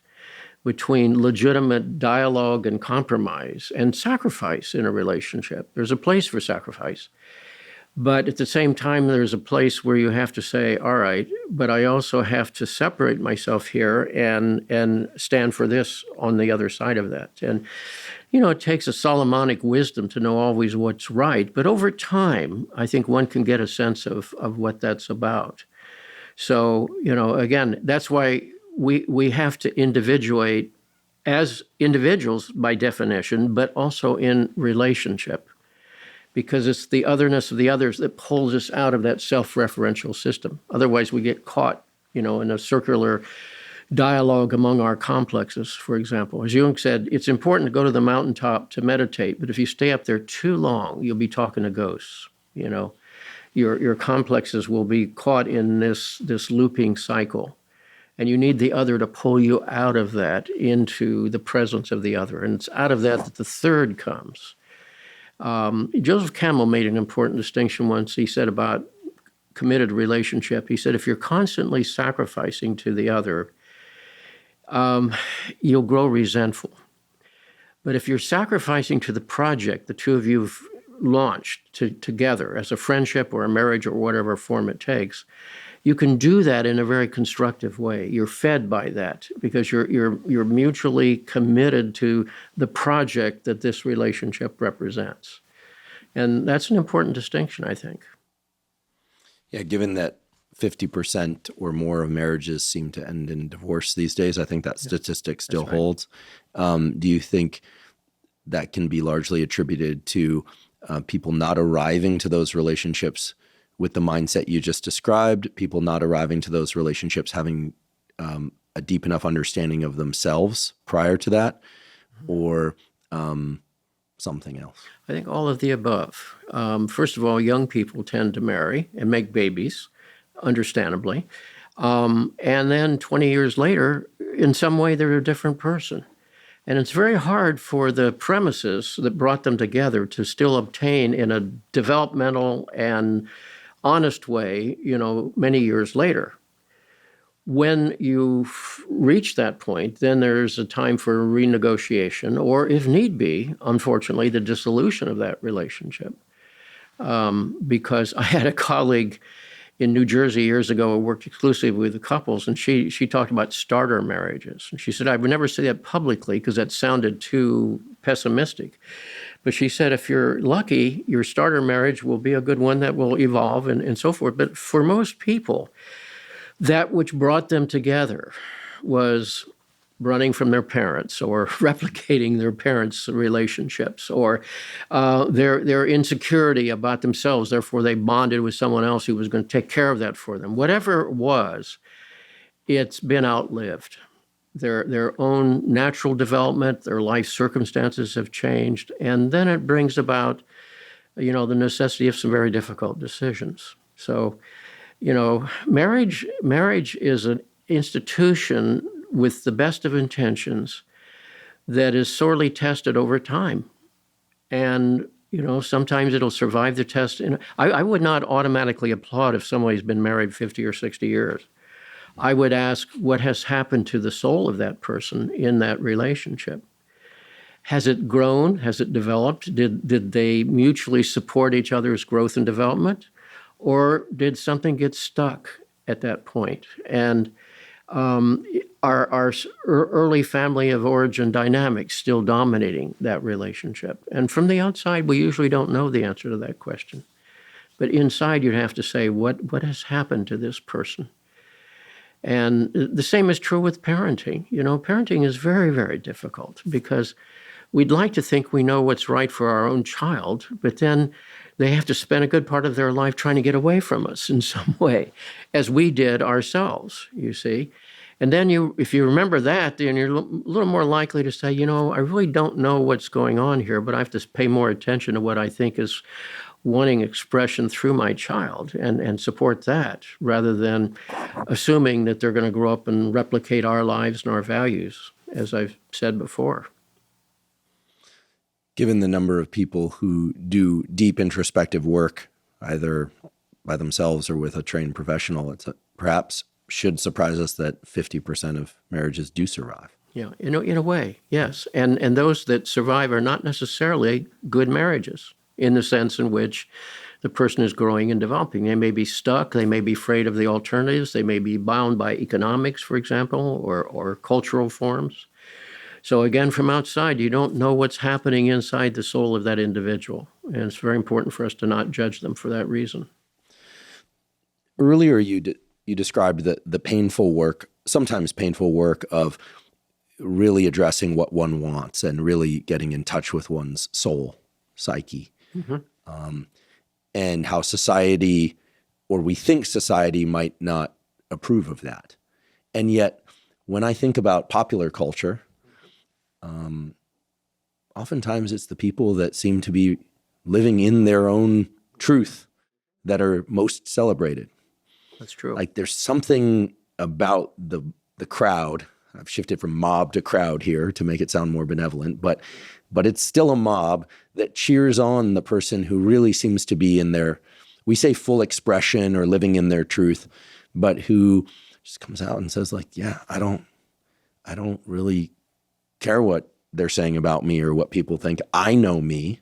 I know my own goodness, my own intention, my own mission, and the people close to me do. Hopefully they have people close to them. And we say, yeah, like go. It's inspiring. Yes. That's why I said earlier, many of the people in history that we would admire had difficult lives, but we admire them because they stuck to some value that was central to who they were. And they lived that, maybe at great cost, but they lived that through whatever suffering they had to experience. Again, from outside, we don't know, do we? When we see some cultural figure out there, maybe they're manipulative. Maybe they're caught in a complex of some kind. We don't know from outside. You have to say, I mean, one of the shadow issues is how often people will live through a celebrity or live through a pop figure in some way, maybe imitate that person. Again, for a child, that's natural and normal. On the other hand, sooner or later, you have to say, but my journey is a different journey. Maybe they're living theirs, but am I living mine? And I don't mean this in any grandiose way. I don't mean that they have to go out and become something that's noted in the society, but to live in accord with something that is wishing its expression through us. That's why I said the final question in life is what is wanting to live in this world through me, rather than what do I want or what do my complexes want, because they're noisy chatterers in there. You know, I had a dear friend from another state write to me just yesterday, and he's in semi-retirement now and has been dealing with some health issues. And he said, now that I'm not distracted, I have time to work on all the goblins of the past that I left behind. And he's an analyst. So it's not like we get rid of these things. They're lifelong. This is why Jung said we can't solve these things, but we can outgrow them. There's a big difference. You know, you become larger than what happened to you, for example. You become larger than that voice inside of you that says you can do this, but you can't do that. And over time, you know, something inside of you is wishing that growth and pushing that, and again, pathologizes when that's blocked. So people can be doing all the right things as defined by their values and their environment, and it violates something inside. That's why we can be, quote, successful and achieve things, and it still feels empty. There's no there. You know, you get to the top of the ladder and you realize there's no there. And that happens so often in our culture. I remember one of the fiscal figures in the late 20th century who had a personal fortune of $400 million. And he was asked what was his philosophy of life. And he said, well, at the end of life, the person with the biggest pile wins. And I remember thinking, how infantile is that? This was a smart man, an elder statesman in his field, ultimately went to prison because of some things. But that's the philosophy of the sandbox. I have the biggest pile of sand. I've won. No, you haven't won. You're dead. And it's a pile of sand. What are you talking about? And yet this is what drove the man's life, and obviously drove him across enough lines that it got him into legal troubles sooner or later. And again, I say that without judgment. I'm just saying, here's an example of a very achieved person who's been living an infantile philosophy. And as such, something else causes him to pay greatly for that.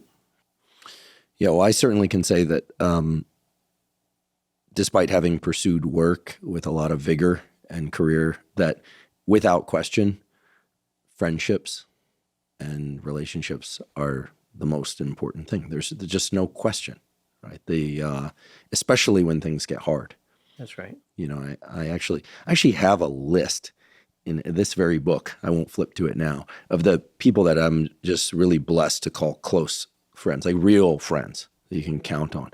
And to me, it seems, and I've always, my sister, I have an older sister, and she always said, you've always been a pack animal. I've always had big groups of big-ish groups of friends. And it's something I've invested in heavily, sometimes to the expense of other things, including work and other relationships. But the notion that, the material things, or that the opinions of strangers would somehow fill us, that to me is like the most foreign concept. Sure. Like that's the most foreign concept. But clearly some people operate on those metrics. That's like, of course. And my guess is that they have a reward horizon that is, tacked to whatever it is the algorithms are that get them that thing. And so it must feed some reward mechanism that has them distracted enough, like locked into this one mode of time perception, just hit the mile mark, hit the mile mark, hit the mile mark, so that they're not aware. But when you take somebody like that who's been doing that for a lifetime and you say, wait, you're on this track going around and around and accruing trophies, but actually that track doesn't go anywhere, doesn't lead you into the world. That's right. My guess is that they've been doing it so long that they're like an animal that's just been, right. Digging a trench in its zoo-confined cage. Which is something I'm finding with a lot of the men that I see. I'm happy to see right now in my practice several men between 60 and 80, and one's 82.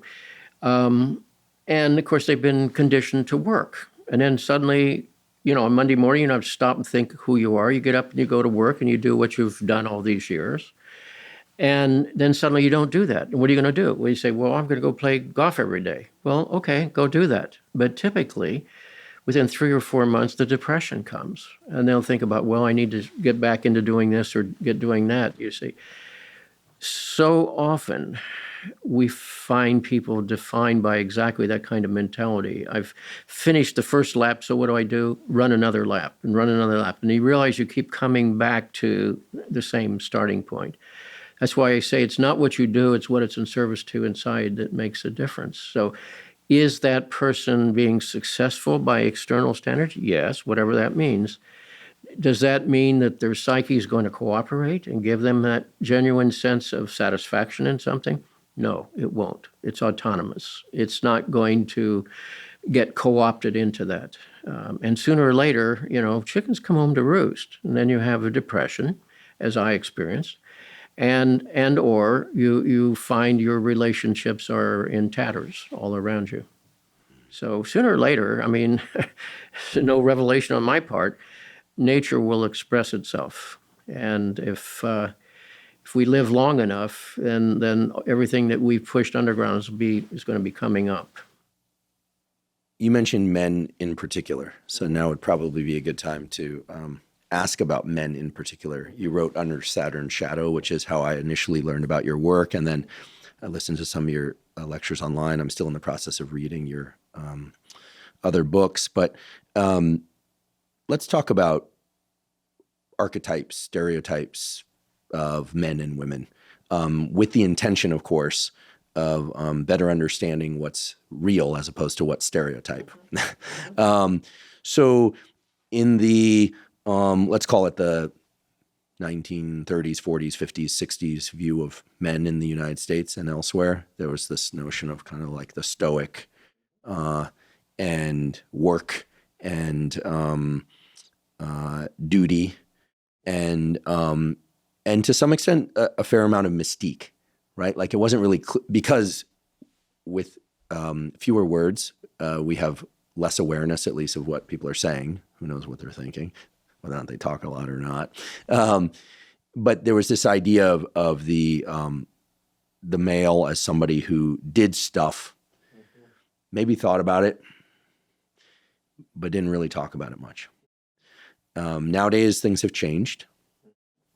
This is borne out in the statistics on college campuses about how many people seek therapy if they have an issue. It's gone from like 15% to 85+%, at least roughly in the statistics I've seen. So, but in terms of males and their sense of duty and how they're supposed to be in the world, I would think just the way I just laid out the little, by all admittance, like just very antiquated now view of maleness, that they would be thinking a lot about what's going on. It would meet some of the daily practices that you talked about earlier, that there would be reflection, that there would be consciousness, there would be an understanding of one's shadow, or if one were to add in the other stereotype that went with it, that they drink a lot, right? That was very much, I'll remember I went to graduate school first at Berkeley before I shifted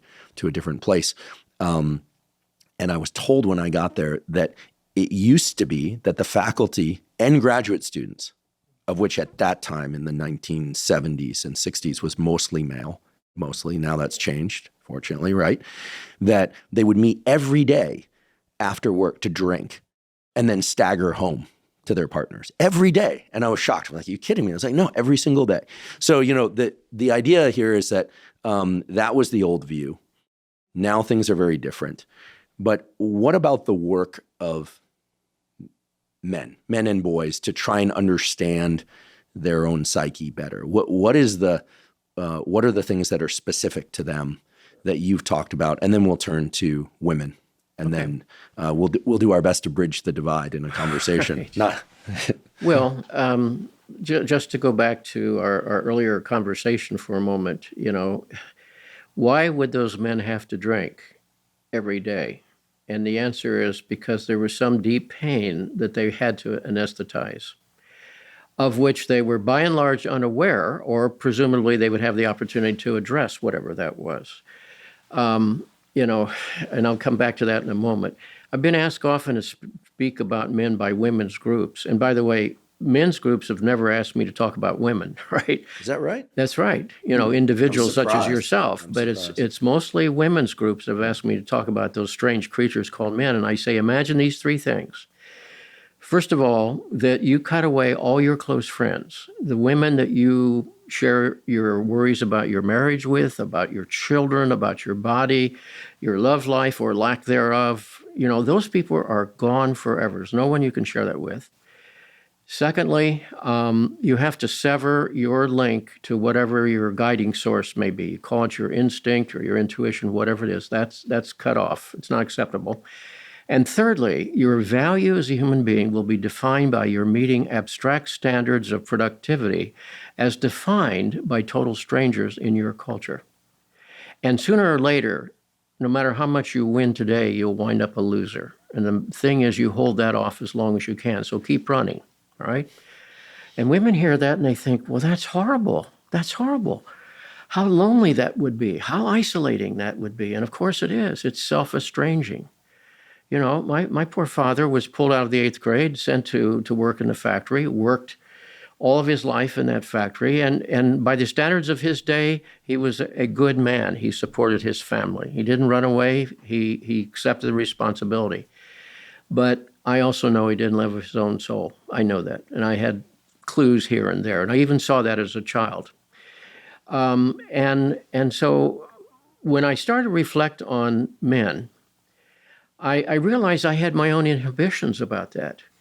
And I was fortunately enough as a therapist, I would say, all right, what would you say to someone who expressed these inhibitions? And I would say, all right, there's some fears here that you're defending yourself against. What's that about? So I thought, and then I had a voice in me that said, but these are secret. You don't talk about it. And then I thought, well, that's my duty, isn't it? I have to bring some of those things up. And so that's what led to the writing of the book Under Saturn's Shadow. And I suggested a number of those secrets. One is men's lives are as much governed by role expectations as women's lives are. Less so today, but in the past they were ironclad, right? And the net effect of those roles was self-estranging. You are your function, you are your duties. Men's lives are governed by fear-based responses. And there's a certain level of competitiveness that is central to men's culture. Women learn through the years, probably out of necessity, to cooperate and support each other. And they can get through difficult things by doing that. For men, you're always having to demonstrate your competency in one area or another. And the one thing you don't want to do is be a loser, you see. It's a zero-sum game, winners and losers. And ultimately, there's a deep, deep longing for, well, there's a fear of the feminine, so-called, that can include the feminine within, hence men's estranging themselves from themselves. I had a client many years ago who was sent into therapy by his wife saying, either you go to therapy or I'm out of here. So he was there very reluctantly, and he walked in and he saw a box of tissue there, a Kleenex box, and he just kind of sniffed at that without saying anything. And I knew exactly what he was saying, but I acted like I didn't. And he thought I'd missed the clue. And so he pointed the box and sniffed again. And I said, what's this about? And he said, well, you had a woman in here before, don't you? I'm not going to be needing that. And I said, every man has a lake of tears inside of himself and a mountain of anger in there. And I said, sooner or later. And he said, no, we have better ways of dealing with that. And I thought, well, our prognosis is not very good here. He left after about 5 sessions because it was just going to ask more than he was capable of. So there's a fear of the feminist, like I have to be so much in my masculine mode of combativeness or competitiveness or expression of competency. I can't afford anything that one would undo my shaky hold on that. Wheresoever you see macho behavior, you see fear-based overcompensation is what it amounts to, right?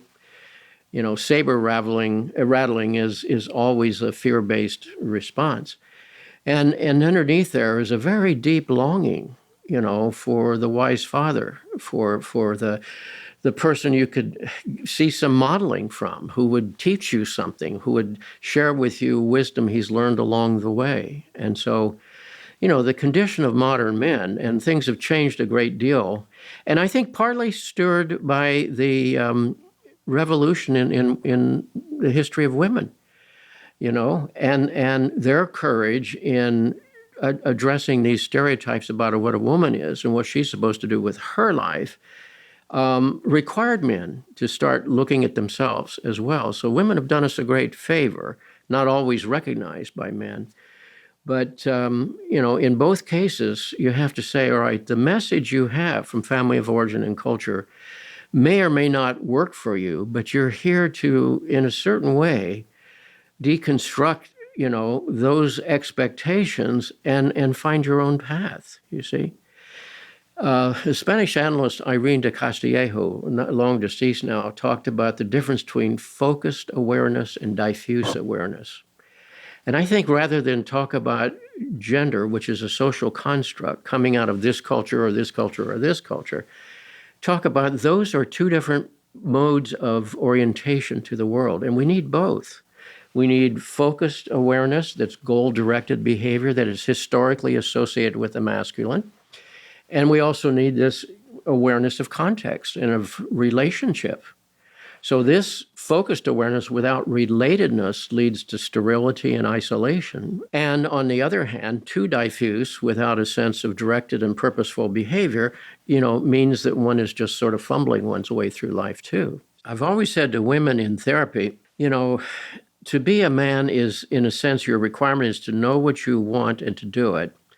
But you have to do that too in what Jung called the animus, that is to say the so-called inner masculine or the inner focused awareness. And that goal-directed behavior is what moves your life forward in a purposeful way. But for men, it's about becoming aware of, again, context and relatedness. What happens if I have the biggest pile of sand at the end of my life? Well, obviously you can't take it with you, but in the end, it's only sand. Money's only money.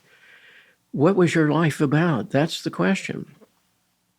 Women have to ask that. Men have to ask that. And sometimes the culture is supportive in that process. Sometimes it's opposed to that. And then that's when you have to engage in a fight. Men and women have a common summons here. And they can be very supportive of each other, as well as, celebrate their differences and recognize, as men are beginning to recognize, if you don't address what's going on inside of you, you're going to be simply a creature of adaptation, and you're going to lose your way sooner or later. When I came back from my training in Zurich in the 70s, I would say my practice was 90% women and 10% men. Today it's the reverse, 90% men. I don't put out a shingle and say I see men or women. I see both. But I think, again, it's the change is in men now. They recognize they're lost in some way. The old masculine definitions are no longer applicable. A lot of this happened with the Industrial Revolution, where fathers and sons worked together in the same trade. If you were a tanner, you tanned. If you were a carpenter, you built houses. If you were a shepherd, you worked with the sheep and so forth. And you sort of learn who you are from your rubbing shoulders with the father. Well, today, men go away to the factory or go away to the office, and sons are at home with their mothers, and they're female school teachers and so forth. And so there's, again, this deep hunger for the initiatory father, the supportive father. In traditional cultures where there were rites of passage, they recognized the importance of separating the boy at puberty. In a simpler culture, yes, but at puberty, it wasn't initiated by the personal father or relatives. It was by the elders in the tribe, often wearing masks or painted faces because they were archetypal forces. They were not the neighbor down the street. It was like, you're in the hands of the gods now, and they require you to leave home. And we're going to teach you things, but we're also going to bring about some forms of isolation and suffering for you. So begin to realize that you have within you the resources to undertake this journey. What we have now is a whole culture of uninitiated males who haven't left home, psychologically speaking. In the past, they were simply governed by masculine roles. And now, as those have dissolved for many men, there's very little sense of, well, what does it mean to be a man? What am I supposed to do as a man?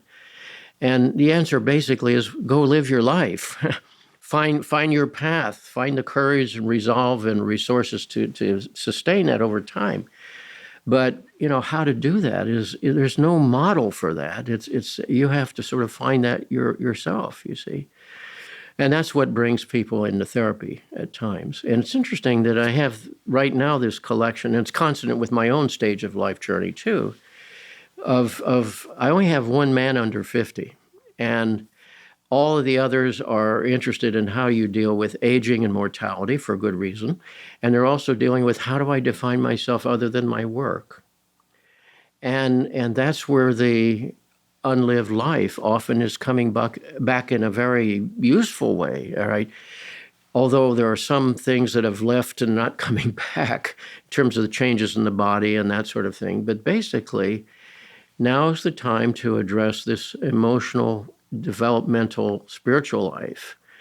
That is to say, do you have any concept of a story that's larger than the stories of your complexes?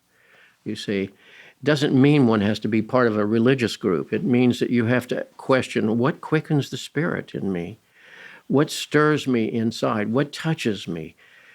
Where do I encounter the numinous? And the word numinous means there's something there that causes this reaction within me. So if you and I walk into an art museum, let's say, and you're touched by a particular painting and frightened by it or moved to tears by it or whatever, and the other person walks by and is indifferent, which is right? Well, it's not right or wrong. It's this here, it correlates with something in here. That's what caused that resonance. And that resonance is your engagement with something numinous for you. You don't have to know it or explain it or whatever, but you have to value it and ask, what is it that was touched in me? And if it doesn't speak to me, duty or convention or expectations is insufficient to make it happen. We can't will these things to be numinous. Numinosity is something that's defined by one's soul and not by the collective, that's for sure. And women and men in time, I think, will find that they have very similar goals in their life, and that's how to balance my journey with the legitimate commitments of relationship on the other side. And that's why we have that wonderful word sacrifice, not surrender. Sacrifice is facere, to sacred, sacra facere, to make sacred. If you're sacrificing on behalf of a value that is right for you and for your project together, then you're both served by that. On the other hand, you don't sacrifice the journey of the individual spirit too. And again, it's about balancing that as best one can. And there's very little in our culture that rewards that. But then the price is, again, the symptomatology that comes to the surface. And from a psychodynamic standpoint, we don't say, well, how quickly to get rid of the symptoms. We say, why have they come? What are they asking of me? That's why, as I said, my first question in therapy was, how quickly did I get rid of this depression, get back on the road, the careerism road, right? And I came in time to realize it was my psyche saying, you're on the wrong path, fella. You don't know. It's not so much that it's wrong, it's just not right for you. There's a big difference here. And you're going to have to find a different kind of conversation in your life and so forth. And during my training, I was obliged to, do my clinical experience. I was working in a psychiatric hospital in New Jersey. And sometimes I was shuttling back and forth the same day between the psychiatric hospital, a locked ward, and the university campus. And I came to realize the conversation in the hospital was more real somehow. It was more about things that mattered. And that's what began to further my resolve to move from academia to being a therapist, or, a working therapist and so forth. So the point is, I need to add this. My way of responding to the family of origin and social context stuff was to retreat into the life of the mind. I didn't realize that's what I was doing at the time. Mm-hmm. That's why the psyche had to reach up and pull me under.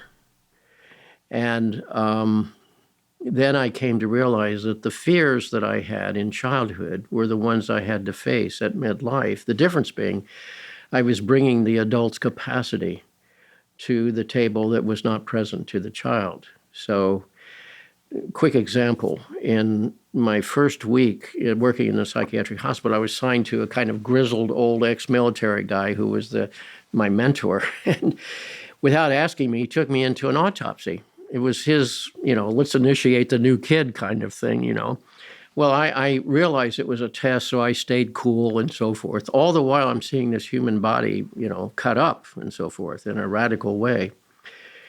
And I realized all that I had fled in childhood was right there on the table before me. And it continued to perseverate in my dreams and so forth. And I was back in Zurich in my own analysis, and I talked about this, and my analyst said quite rightly, he said, when you've dealt with your fears, the fears of others will not be so threatening to you. Because the closed ward I was in was at times violent and so forth, and was not a pleasant situation, but I could feel my own sense of purpose and gravitas in that situation after that. So it's like you can run, but you can't hide. Sooner or later, what you've avoided will show up in your behaviors or your blockage in your behaviors. So it doesn't go away, it goes somewhere. I'd like to just hover a bit on this idea that, on the one hand, our work is to understand ourselves and what really feeds our soul, and to try and live that forward as much as possible in a benevolent way, one would hope. And on the other hand, anytime we are in the relational aspects of life, in particular romantic relationship, as we sort of framed it here. Yes. Because I think with friendships, and work relationships, oftentimes it can align with the self in a different way. And it's our work to try and, as you said, sacrifice, to sacrifice one for the other in a way that over time allows both to not just persist, but grow.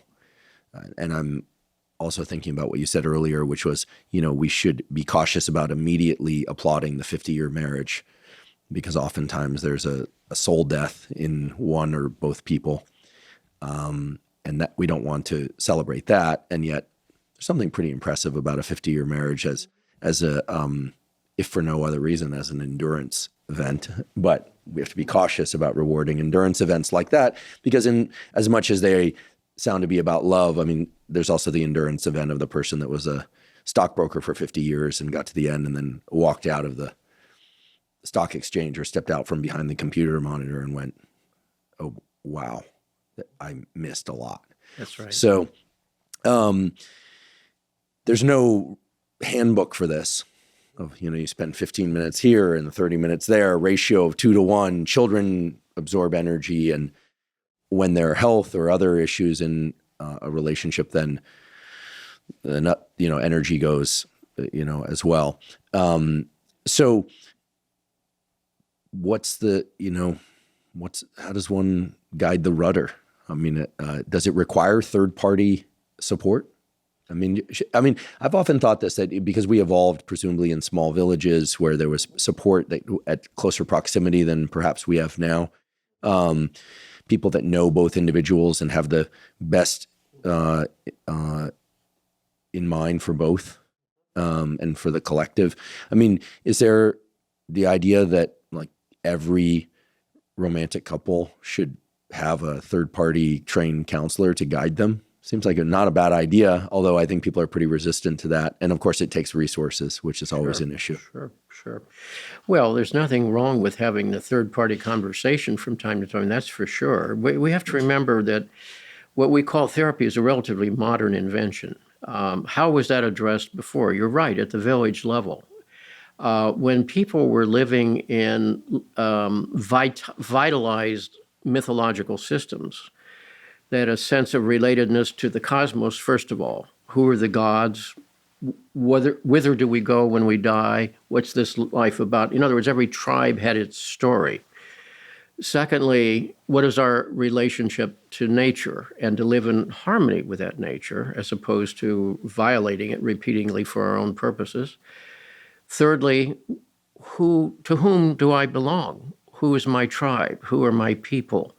And is that a life-serving or life-suppressing experience? And fourthly is the mystery of individual journey. By what lights do I conduct my journey, and so forth? And of course, those mythological systems were not particularly interested in the development of the individual, but they're certainly about the individual being subsumed into the tribal experience. At least you have a sense of belonging. Erode that, and people fall out of that into the abyss of the self, as it were. Jung put it this way. He said, people walked off the medieval cathedral into the abyss of the self in one of his letters, you see. And it became a cultural contrivance with the best of intention to help people find their path and deal with whatever their psyche's reaction to, again, typically, not always, but typically what brings people to therapy is that their belief system or their conventional practices are no longer working for them. I had a client from Houston once who said in his AA group, their slogan was, "This isn't working for me, but I do it very well." That pretty much summarizes the first step of going into 12-step is that recognition. That's right. And then, 12-step, of course, provides so much more. But applicable to all of us. Our practices sooner or later will often, because they're driven by these stories that we carry intrapsychically, they don't work for us, but we've learned to do them with certain facility and so forth. And that's when the discrepancy becomes so difficult. Then one has to face the fire, so to speak. Then what matters is how am I to conduct my life in the face of these circumstances, which I'm not able to solve in the old way. And that's the adventure. And that's the challenge. And at the same time, it's intimidating. to many people, understandably. So sooner or later, again, one has to say, is this your life or is it someone else's? Most people are not living their life, sadly. They're living reactively. They're living whatever the stories were. And I put stories not in the sense that they're not so conscious as such, as they are representing whatever message we internalized and produced a splinter narrative. Again, when triggered, it has the power to govern our behaviors. That's why, again, you start with your own patterns and say, where did this come from? I wasn't born with it. A pattern is something that is replicating itself as a result of this story spilling into the world. So, what I learned in my own life was I had put so much of my emotional distress up in the world of the life of the mind, which was rich and valuable. I don't repudiate that, but it was too one-sided. And what I had to do was come back and face what was on the operating table in that psychiatric hospital. The world of repressed emotion, fears, et cetera, et cetera. It's like both are true. Now, see if you can honor both of them. And when you do, something grows and develops within you to respond to that in a new way. So we've been covering a lot of human universals and things that everybody should think about and address. We talked a bit about things more or less specific to men. What about women? What are some of the unique psychic challenges that they face and need to address in specific ways? Sure. Well, first of all, each woman has to examine what was the message given her by her family, by her mother, her family, extended family expectations and role models, and cultural setting and so forth, and say, is this something that supports my personal growth and development or not? I mean, that's a kind of inventory. Men have to ask that same question as well. We have to acknowledge that biological differences suggest if you're a woman, you're the one who's going to be carrying that baby. And still in our culture, the major responsibility for it, while shared by father and mother, hopefully, still is something you have to attend.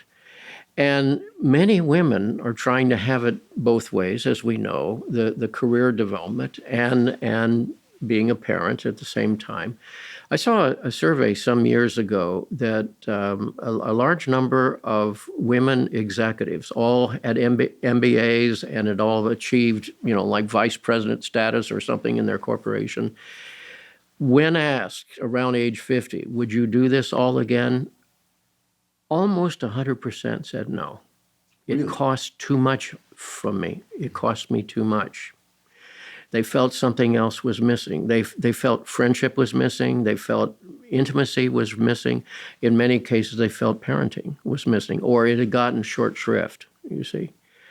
As men often face when they look at retirement, as the old saying, you, on your deathbed, you don't say, gee, I wish I spent more time at the office. It's like, I wish I'd done this or that. I know a few scientists who to this day say that they plan to die in their office. It's always a sad thing for me to hear this. Yeah. I also know their children in many cases, and that's about 4/5 of the time is not a good picture. That's right. Yeah. That's right. Again, not all, right? This is 4/5, but because other colleagues are spectacular parents. But I grew up with the children of a lot of academics, and a lot of times it ain't a pretty picture. That's right. So I think that another thing that men in our time really need to learn is if you're in a relationship, part of your role is supporting the growth and development of your partner. And the more insecure the man, the more threatened he will be by that, because she might go off in some other direction, you see. And that it means sharing household duties and sharing childcare and so forth, which you do to the best of your ability. Having a child and having two careers requires an enormous amount of juggling, as we all know. But you can do it in good faith with the best of intentions. If not, resentment builds and one-sidedness builds. So I think for women, they still need a partner that will buy into the notion of genuine reciprocity in our responsibility to each other and to our work together, which includes child rearing, without which women are unduly burdened, you see, unfairly burdened. And I don't think we've solved that one yet. I think that's still open-ended in the culture at this point. On the other hand, it's stunning to see women grab hold of the opportunities available now. I'm living in a retirement community as of a year ago, and so many of the women that I've had dinner with, my wife and I have dinner with various people, have said, well, when I was at this stage, women were not allowed to do this. One woman was a scientist, and she said, I just wasn't recognized in the physics world until like late in my life. And you forget how recently that was the case. I mean, that was a deep violation of the human spirit. Well, it was routine. And so many of the women that I see there who are going to be over 70, most of them are over 80, lived in a world that was not unlike a segregated world. You know, just as, you know, I grew up where segregation was practiced by half of this country. It's not so long ago. Somewhat hard to fathom how much things have changed, and yet also how much things persist. That's right. That's right. Well, and, you know, the 60s happened, and what happened to the 60s is a kind of resurgence from below in both men and women, some men and some women, to overthrow the sort of oppressive nature of role definitions and so forth. You know, I mean, you couldn't think of marrying a person in another religion, for example, or you couldn't think of marrying someone of a different race. I mean, it was the price of that meant you had to go live anonymously in the city somewhere, or you couldn't be gay, for example. The love that dare not speak its name, as it was called. All of that's been radically challenged, and rightly so. And yet what that does is bring about a world of great freedom, greater freedom, but also ambiguity. You know, if this isn't right, well, but what's this and what's that? And people are troubled by ambiguity. And so therefore there's always a reactive nature in some individuals who are fighting that, you see. So again, it shows up in various issues of racism, whether we have abortion or not, or whatever the social issue may be. A lot of what's playing out there is the traditional role definitions versus a sense of the autonomy of the individual to live his or her journey, you say. I'd like to shift a bit to discussions of pathology or asserted pathology. Nowadays, I think thanks again to social media, or no thanks to social media, there's a lot of use of psychological terms, narcissism, projection, gaslighting, clinical diagnoses. I mean, I admittedly took the liberty of saying that I, as a non-clinician, view the landscape of a lot of social media as borderline, and I have no credential to be able to diagnose an individual, let alone the internet. But so I'll be clear about my limitations whenever possible.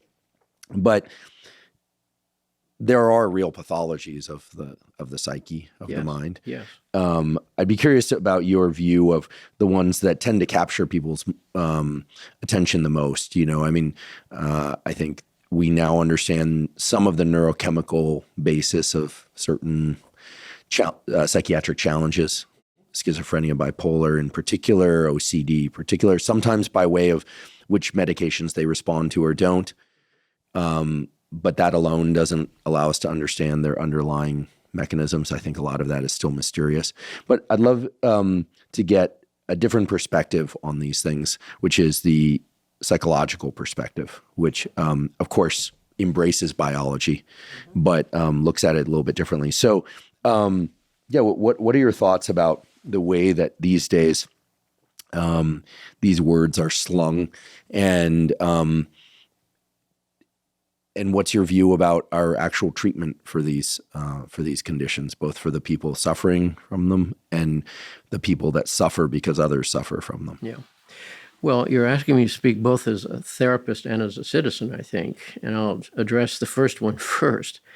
Part of the therapist's role is to differential diagnosis. In other words, if a person comes in with a depression, we have to try to define what kind of depression we're talking about. There are different kinds of depression. Is this a reactive depression? It's only pathological if it lasts too long or interferes with their normal functioning too much, and that's a judgment call. If a person's grieving the loss of something important in their life, the loss of a marriage, let's say, it's appropriate to feel depressed for a certain length of time until life's challenges move one forward and so forth. There is biologically driven depression, which can be approached with medication, although many of the antidepressants are very limited in their success. Long-term therapy tends to be more effective, as various studies have recognized, albeit there's an economic cost to that. And then thirdly, there's what you can call an intrapsychic depression, which is what I experienced, was that, there were certain parts of my life that had been walled off. And that was crying out. Pathology comes from the Greek word pathos, which means suffering, and logos, which means expression of. So pathology means the expression of the suffering. Psychopathology is the expression of the suffering of the soul. So what is it in terms of this person's natural desire to live in a meaningful way that's interfering with their life? Is it biologically driven? Is it a function of the social context in which they live? Or is it some personal task that they have to address? And that kind of differential diagnosis is essential. And as you said, there are certain conditions that are predominantly biologically driven, such as schizophrenia, bipolar, et cetera. So secondly, then, speaking as a citizen, the internet, and I don't want to get lost in the internet again, but it's a vast open stage in which whatever is unaddressed in people can be put out there without censorship, without reflection, without the other being represented. And, it allows people to reveal whatever is going on within them without genuine dialogue. And of course, you can have opposition, but what has to happen typically is, again, associating with like-minded people. I must be right because these other people agree with me, you see. So, any of these terms can be misappropriated and will be sooner or later. So what one has to say is we can only make diagnoses with, observation over time. It's very hard initially to know what's really going on. As I mentioned, what we do or what someone does is logical. What we don't know is what it's in service to inside of them. And you will not get much sense of that by the internet because it's too superficial. That's why it takes repeated observation and conversation for that to emerge. The reason I keep coming back to the internet is I think it's where most people get their information now. It's unless they're listening to this as a podcast, that's where they're going to get this information. I think what you said about the lack of dialogue being really key. I mean, I think we see this now also at the level of media. We have a very polarized media. Yes. This is an independent media channel. We don't have a political stance, despite what some people might assert. We don't, right? It's about science and health information for everyone who is interested. Zero cost. That's the mission. Understood. When we read and see things now, about politics, but also about business, about sport, about celebrity, about kids, about culture. All too often, the labels of psychology are placed on those. Kids are depressed. They're not just lonely, they're depressed. And they may very well be experiencing high levels of clinical diagnosis of depression. That could be true. So, my concern, it's a real concern, which is why I keep bringing this up, is that in doing that we both diminish the suffering of those who are really suffering from those pathologies. Yeah. And we also perhaps create a little bit of catastrophizing about, feeling low for an afternoon might be a great source of stimulus to go write or think or nap or insight. And, I loathe to think that in people learning terms that somehow they're getting further away from what they need. No, I agree. Louis Pasteur, from whom we got pasteurization, of course, reportedly put over the entrance to his office, "Tell me not your politics or your religion, tell me only your suffering." And I always think about that in the context of therapy, because everybody's a suffering soul, because, life is difficult and then you die, so have a nice day, right? Life is suffering, and that's not pessimistic, that's just, descriptive. The question is, what does that suffering make you do? What does it keep you from doing? That's the central question. There is where the person is called into some accountability. If you're depressed, all right, what's the task that depression's asking of you? If you're anxious, where's that anxiety coming from? How much of that is archaic? How much of that was inherited from family? How much of that is unique to your life? And what is the task that is to be addressed there? I also wrote a book called Swamplands of the Soul that deals with anxiety, depression, loss, betrayal, et cetera, et cetera. And sooner or later, life is going to take us to swamplands where you find yourself really mired into something. And one will feel very much victimized in that way. But that's the passive experience. The summons is always, what is the task that this visitation to the swampland is asking of you?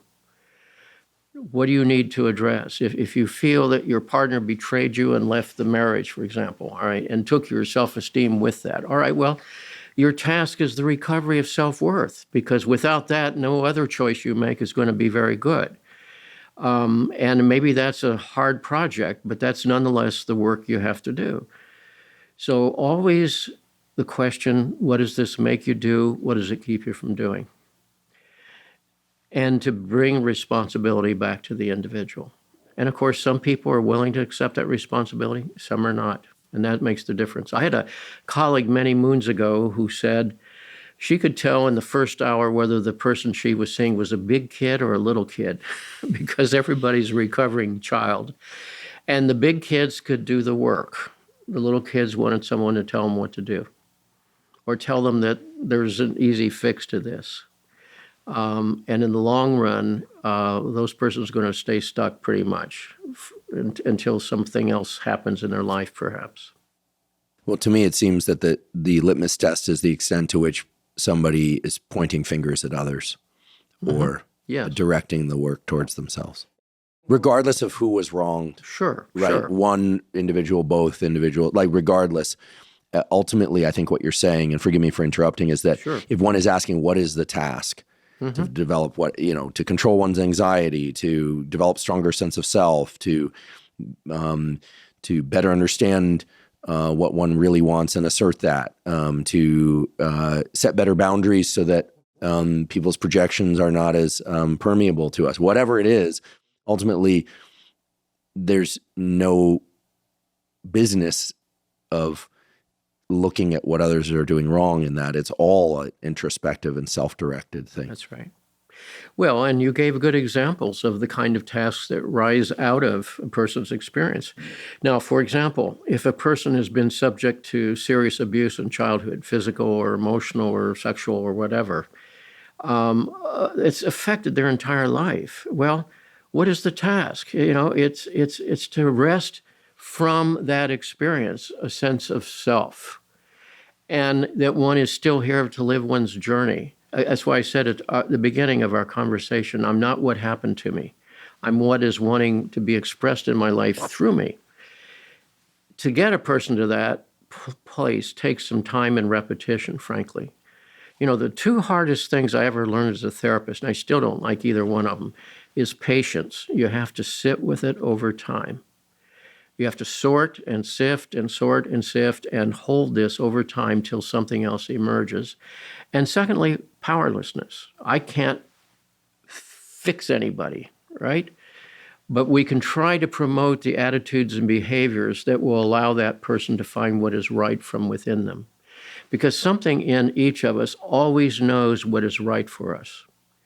If we pay attention and if we are willing to honor what emerges and have enough courage to address that, then we can live in a different way. And it's very tough in the face of substantial abuse, for example, because it was so intrusive and so devastating. It's cleared out a space in which the self seems to find no room. But that's the task then, is the recovery of a sense of self and purpose that's independent of what happened to oneself.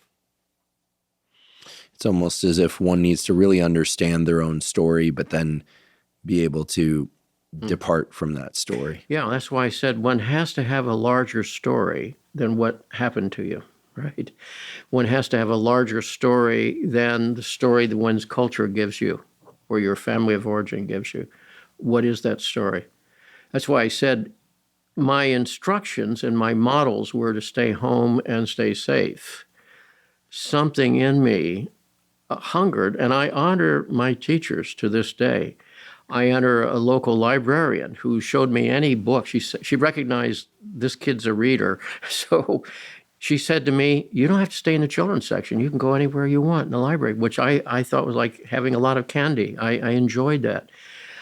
And as a child, I devoured the biographies of famous people because I think I was looking for clues about how do you live a larger life. I couldn't have languaged that.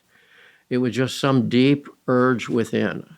How do you live this life in a way that's more satisfying? And I was privileged to have some people there, notably teachers and a librarian, who gave permission to that and supported that, and I'm grateful to them. So, I think it probably would have happened anyway, but much later in life.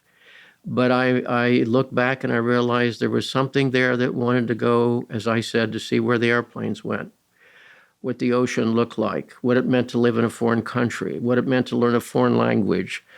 All of those things were unimaginable to my family, and I, rest their souls, because I grieve the life they were not allowed to live. I never forget that, and it, causes me to resolve again to stop and say, all right, now where are you being blocked today by convention or your old fears or your inhibitions or whatever? Because there's always a summons to show up. In fact, in one of the books, I said my motto, which I think about every morning, is very simple: shut up, suit up, show up.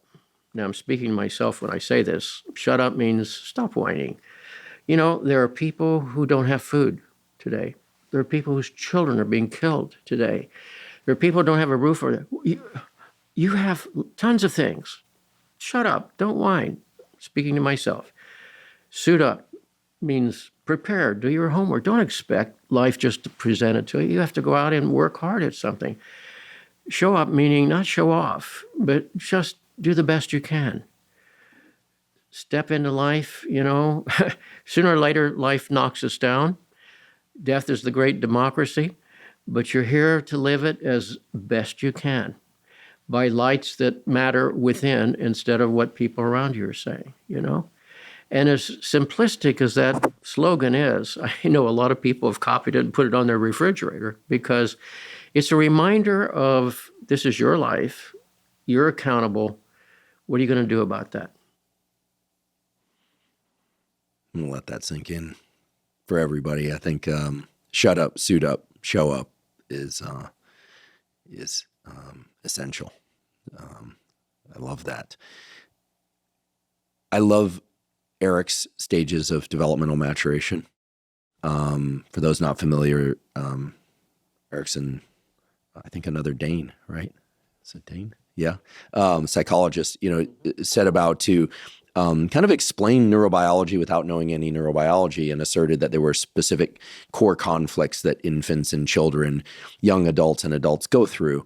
And the age ranges are more variable now based on life expectancy and other factors than they were originally. But one reason I like Erickson's stages of development so much is that as a developmental neurobiologist first, that's where I started out, more or less, it makes perfect sense to me that the brain circuitry would be resolving certain things about interactions with physical objects and relational objects. And it just makes perfect sense. And what genius it was to superimpose on that some ideas about what infants are doing from 0 to 1 and from 3 to 5, et cetera.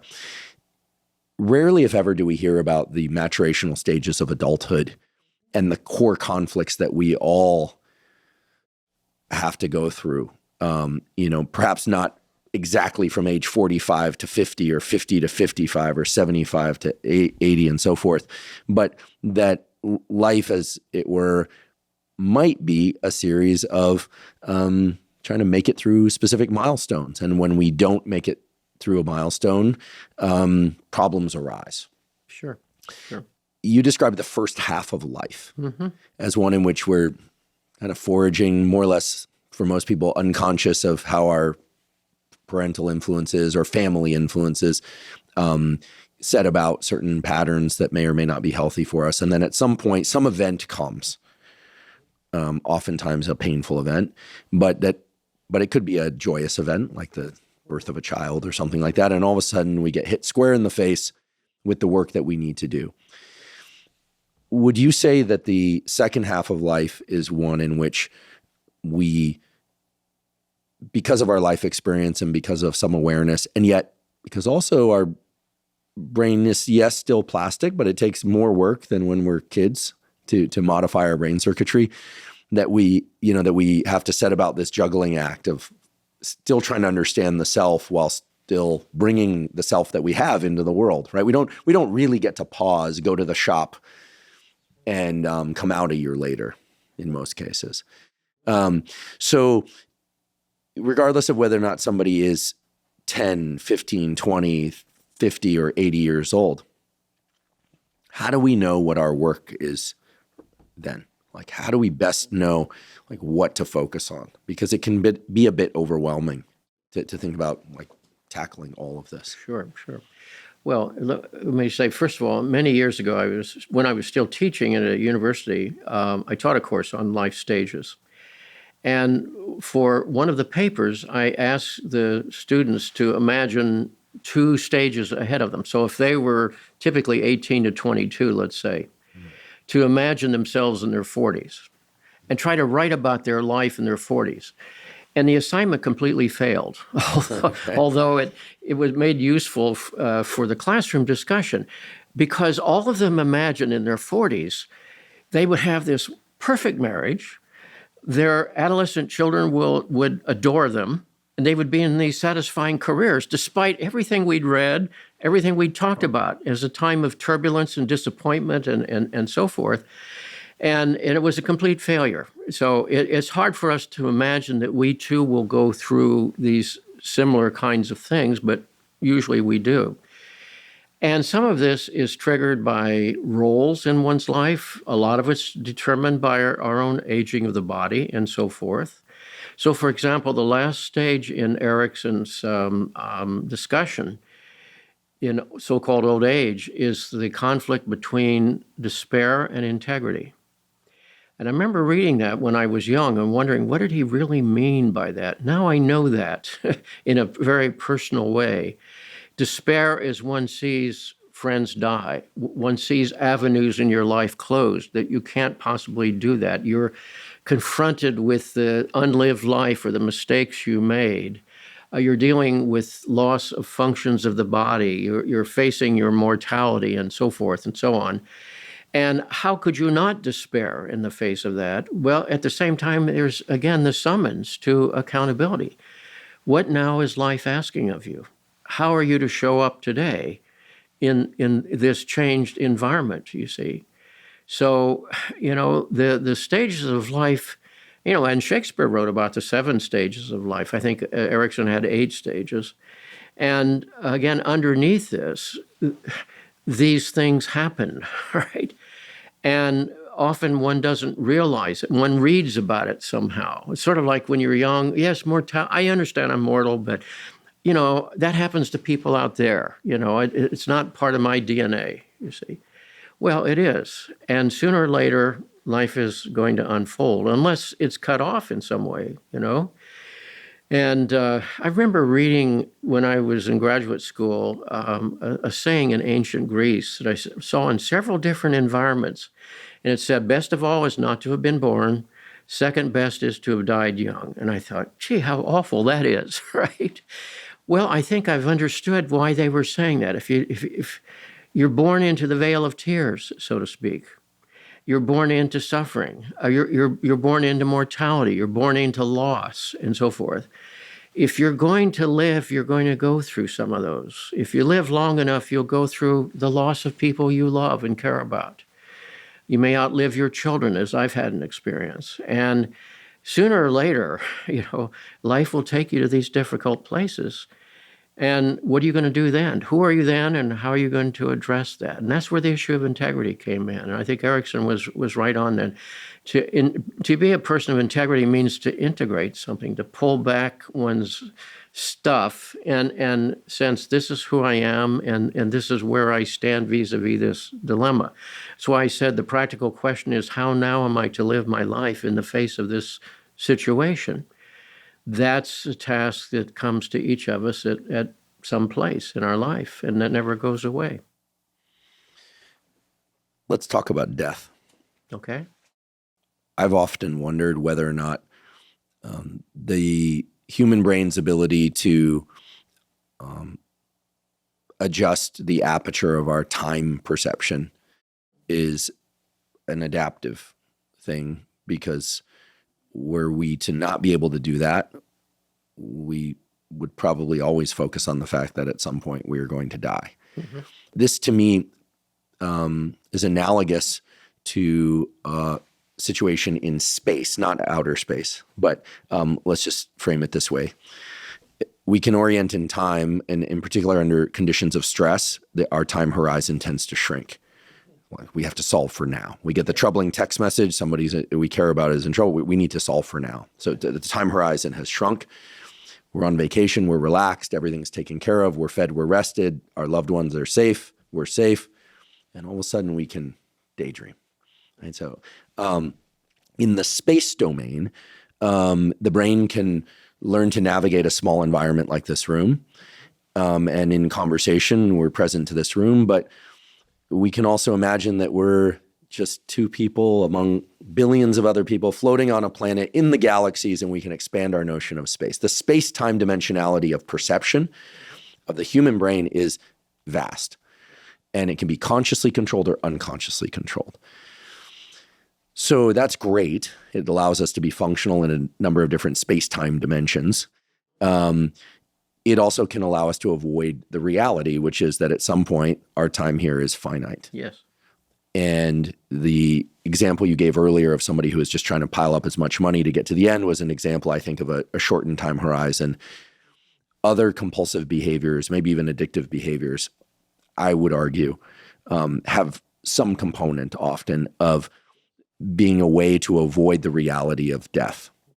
It's a way of packing away the fear of death, because if you can create these reward-based, which eventually become punishment-based in the case of addiction, milestones and algorithms that the brain is running, solve for this now, solve for this now, solve for this, you stave off the reality, which is death is coming. Are we as humans, meaning is it our work, if we wish to be the most conscious, healthy version of ourselves, to understand and acknowledge our sense of mortality? I think of the what I consider the great commencement speech of Steve Jobs at Stanford in 2015, where he talks about the knowledge of one's mortality is actually, in his words, more or less, one of the most important features of our self-recognition as humans. So that's the question. And then the challenge becomes how often to think about it. You don't want to think about it too much. It can, because it can be paralyzing.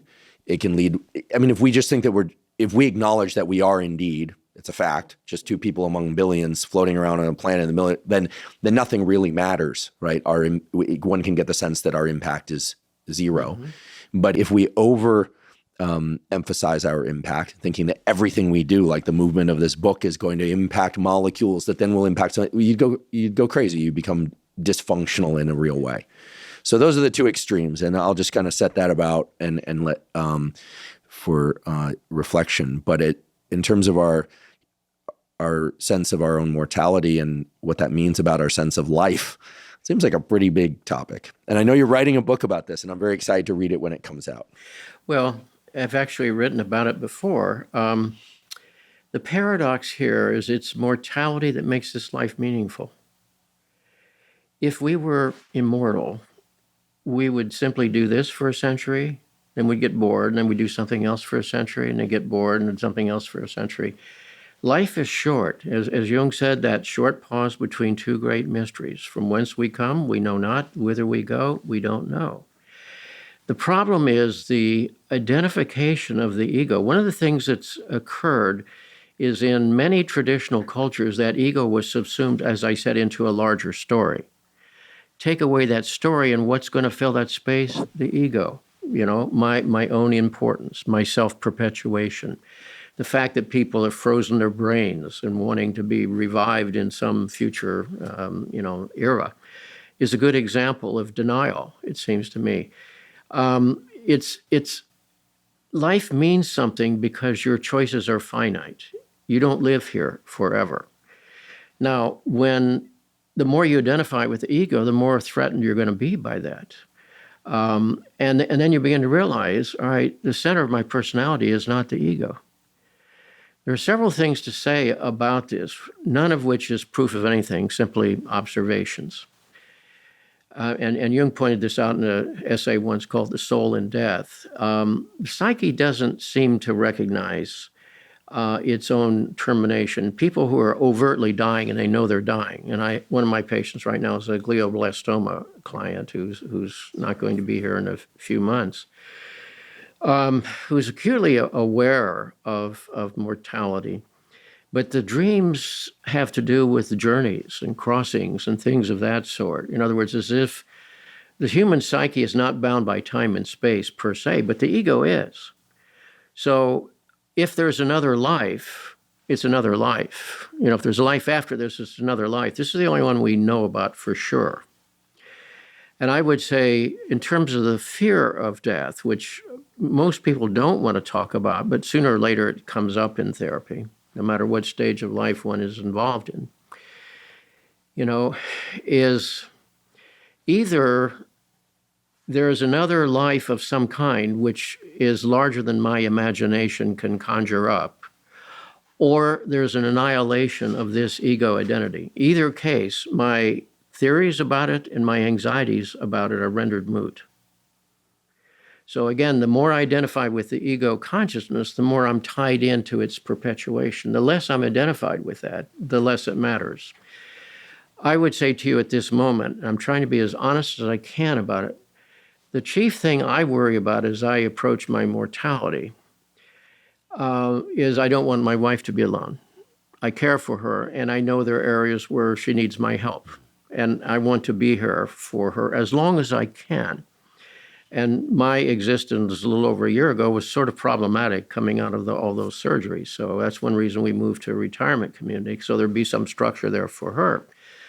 Secondly, I don't, want to suffer, obviously, but that's outside of my control.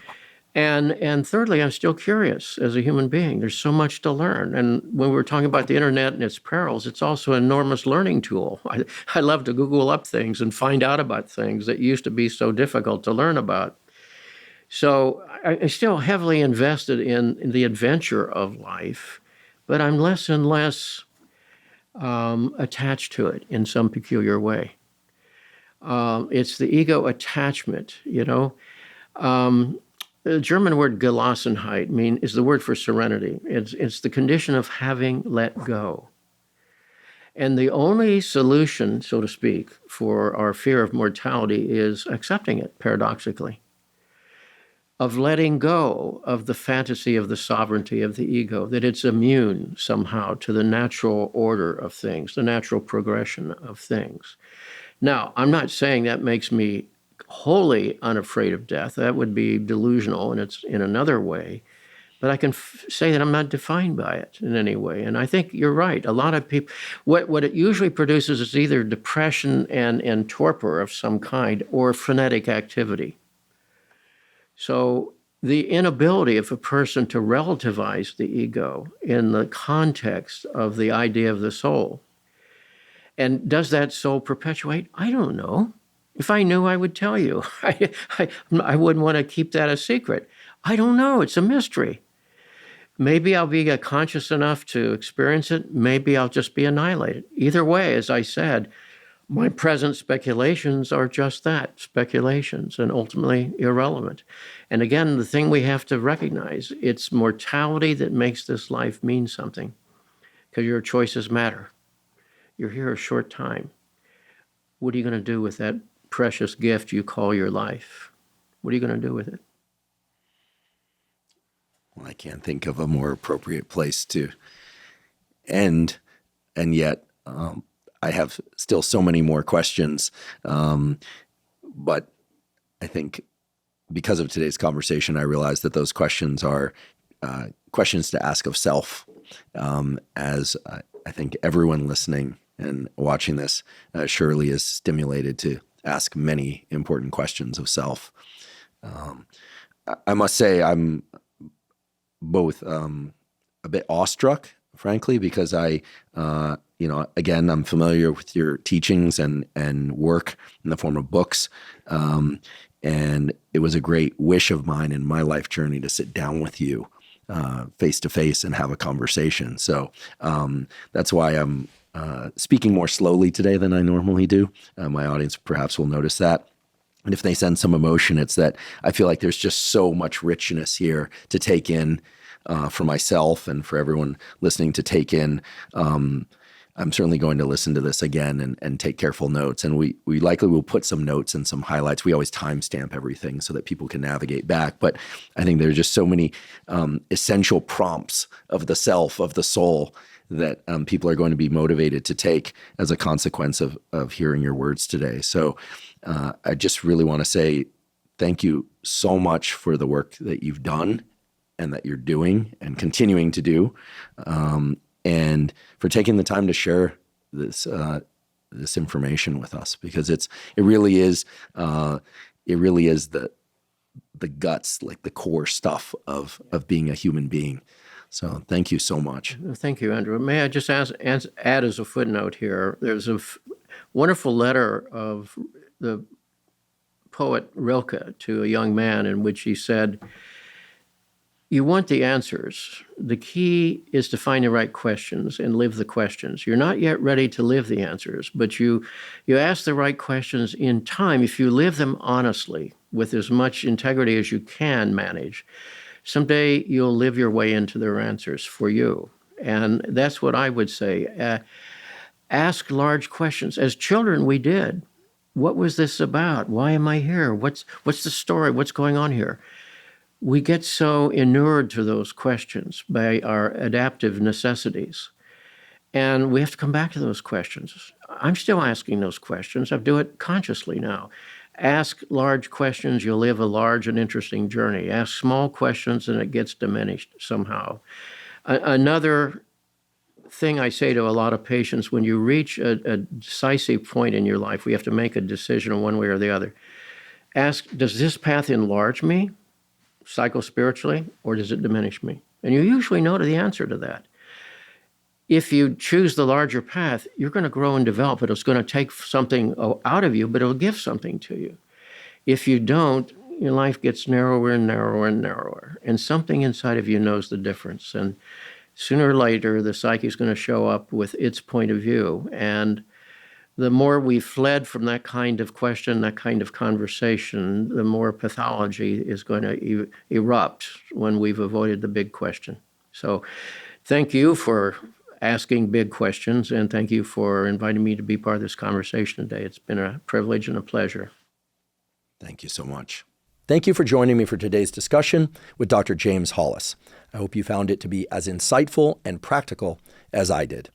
If you're learning from and or enjoying this podcast, please subscribe to our YouTube channel. That's a terrific zero-cost way to support us.